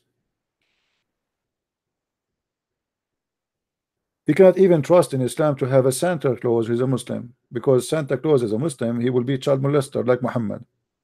Can you trust a child, she is 6 years old, to sit in the lap of a Muslim who is acting as Santa Claus if you believe in Muhammad he was a right prophet? Muhammad, he married a 6 years old. So how we can make someone who believe in Muhammad to be the best man to be a Santa Claus?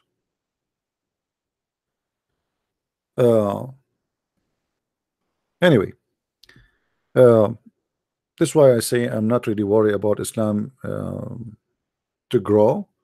I'm worried about ignorance to grow between the Christians. And that's why we are here to fight the ignorance and fight the fake ones who defend Islam, specifically from the Christians. And there's a lot of them. I advise you, if you go to a church, you ask a question to the priest, you go to his church. What do you think about Islam? If he starts saying Islam is Abrahamic, Muhammad is a prophet, this guy is nothing but a scam. You leave his church immediately and you warn others about him. A church is a place where people say the truth. The Bible is so clear. Whoever denies the Father and the Son is an Antichrist. That is not Abrahamic. When the Bible says that, the one who denied the Father and the Son, that goes not only for the Muslims, goes anyone who deny.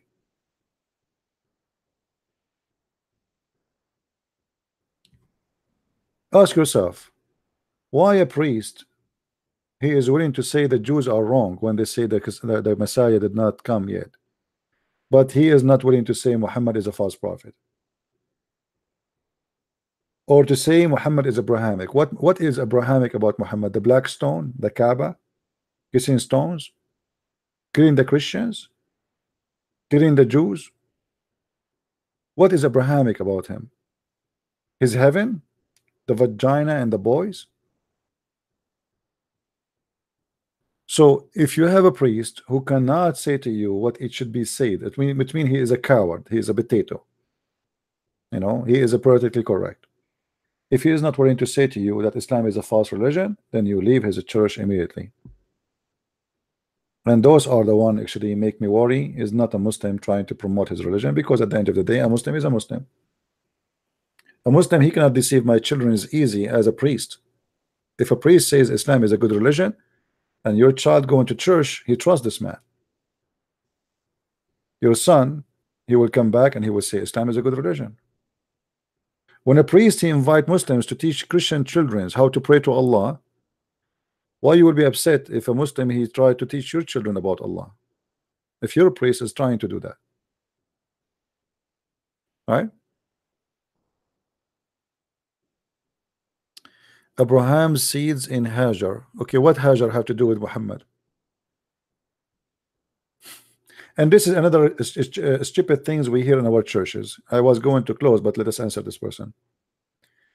You go to church, they say to you that Muhammad is from Ishmael. I challenge anyone to show me how Muhammad is from Ishmael.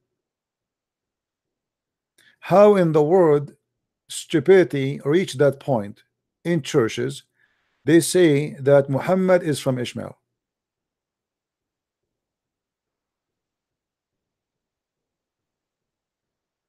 Anyone can tell me?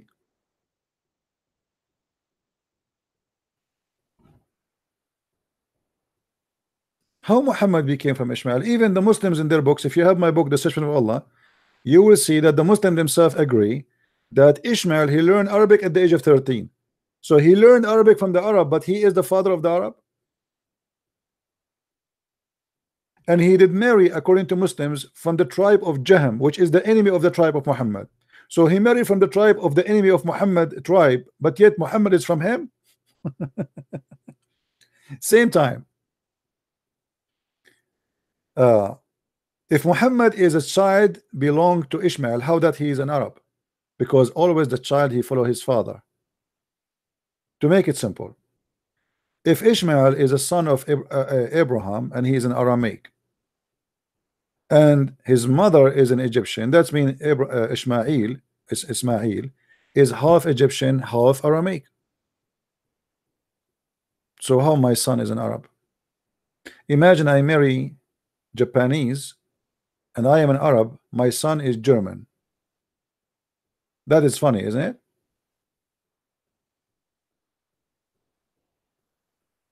So, you know, people, they are just copy paste.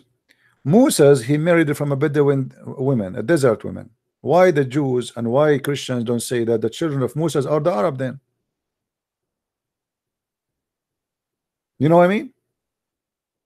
He married a woman, she is not from the children of Israel. She is from the Bedouin, from the desert.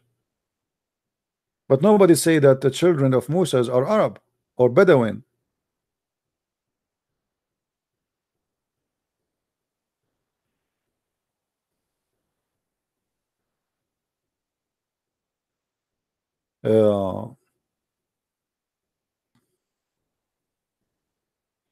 So when the Christian in the church, they say to you that Muhammad is from Ishmael, they are trying to give Muhammad legitimacy to be accepted to be a prophet. This is the whole point, to say he is from Ishmael, because that will make him from Abraham.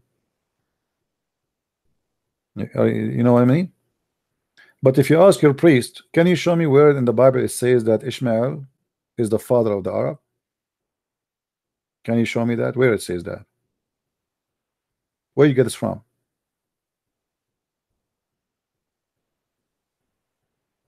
They say to you that the Bible says from the seed of Ishmael will be a great nation. The Arab are a small nation. The Arab actually is the smallest nation in the Middle East. Many of you think that Morocco is an Arab. Morocco is not an Arab, is an African. Egyptian, not Arab, African. Tunisia, not Arab, African. And they are from ethnic group like Amazighi, etc., Egyptian. Syria are not Arab, they are Syrian. Iraqi are not Arab, they are the original of them, they are Assyrian. Iran is not Arab, they are Persian. So where is the Arab? If there is an Arab, they are limited in Saudi Arabia, Qatar, Emirat, Bahrain, and maybe Yemen. All of this will not even be 40 millions.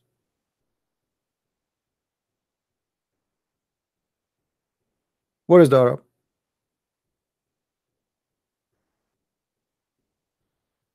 And actually, I believe strongly there's nothing, there's no ethnic group called Arab. Like I call myself Arab, but the fact is we are not an ethnic group. Arab is whoever live in the desert. It's not an ethnic. This is what the word mean in the Aramaic language. This is a name given by the Aramaic. Whoever live in the desert, in the western desert, they call him Arab. This is why the Bible speak about Arabia. Arabia is a desert, wilderness. It is not an ethnic group. By time, those people who live in the desert, who have many languages, by the way, not one language, when Muhammad or Islam conquer other tribes, they force the language of Quraysh on others. And then everybody starts speaking the same language. But even the language of Muhammad itself is not an Arabic. We cannot call it really Arabic. It's kind of a mix of many languages. If you go and look how the Prince of Qatar look like, you will see he look like Pakistani. Same as the Prince of Kuwait. Same as the Prince of Bahrain. Same as the King of Saudi Arabia. They look like they are Indian or Pakistani. If you look, you will see that between them there is a small little tiny sea, which is a couple of hours in the ship to go to Pakistan. Their hair, their eyes, their color, everything is Pakistani, which means they are not really Arab as an ethnic. They are coming from India. Even the Muslims agree that Adam himself is an Indian. When Allah he kicked Adam from heaven, he came down in Sri Lanka. Correct? Is it that this what they say? So even the Arab themselves, they have the legions that their roots is from India, because Adam himself is from India. And then Allah, he placed the Kaaba, he put the black stone in that location, and he ordered the angels to build the Kaaba, and then he ordered Adam to do Hajj, and Adam, he did 40 times Hajj, going all the way from Sri Lanka, which is India, all the way to Mecca.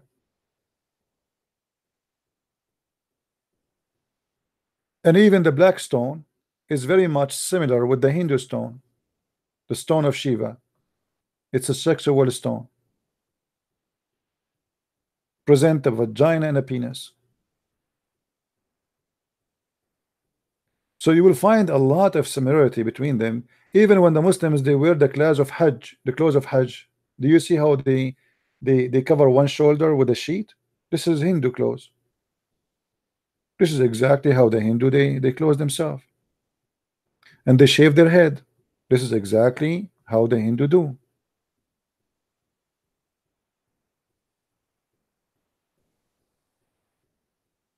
So there's a lot of similarity of Islam, and obviously Islam is the origin of Islam as a pagan cult is a practice based on other belief. Stones, the Hajj, the pilgrimage that going around the Kaaba, the sexual belief. Islam is a collection, but obviously the Indian belief have a huge impact on it.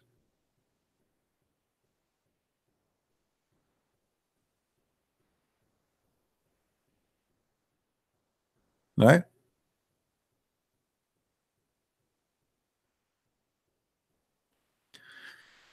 Anyway, I think we have enough for today. I thought I'm going to be online for 15 minutes. You believe it? I hate you guys. I hate you. I hate you. I hate you. Please download this video. I'm not going to keep it for long. Soon I'm going to clean to all my videos on my channel. So soon you will see only few 4 or 5 videos left only. So if you want to download, download, because soon they will disappear. All right. And the reason I clear them out, because I want to be sure people are downloading the videos and they are not just depending on me. All right. So if you care, take the videos, download them, cut them pieces, do whatever you want with them, be part of the mission, make your own channel, get your own subscribers. Even you can add commercial if you like to make money. Good for you. I mean, I'm not against you to do that. You know, why not? If you can make money from it, make money. You know, you will make money and you earn a blessing in the same time, because you save somebody's life by learning the truth. So I encourage you to download the videos. You can, I know my videos are long, but you can cut them pieces about topic. Like somebody called me, spoke about something, you cut that topic. I thought about something specifically. You think it's important, cut it and post it in YouTube. And there's many, actually, I really appreciate them in YouTube right now. They are posting a lot of videos of my videos. And like there's a guy, his channel is called Christian Prince Debate.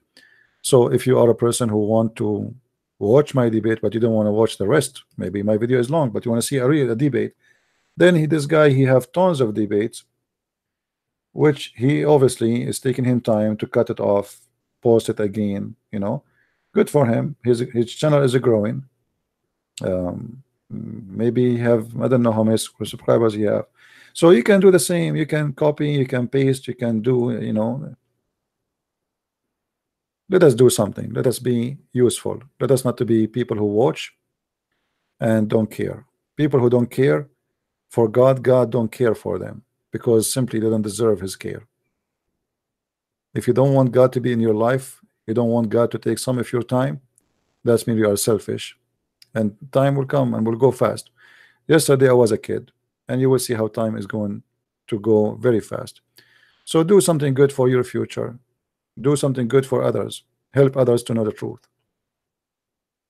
If somebody watch a video, even though you are not the one who's talking there, but you are the one who posted, you receive the blessing of the Lord, because you are the one who helped this person to see and to learn. So yes, you are the one who made him leave Islam, not me, because it's you who put that video in front of him, and you are the one who brought the awareness of the cult. So we need to do what we can do and not to depend in one person. All right. So I want to say thank you for being here. May the Lord bless you, and until we see you soon again. Christ is Lord, Islam is false. Thank you very much. Bye bye.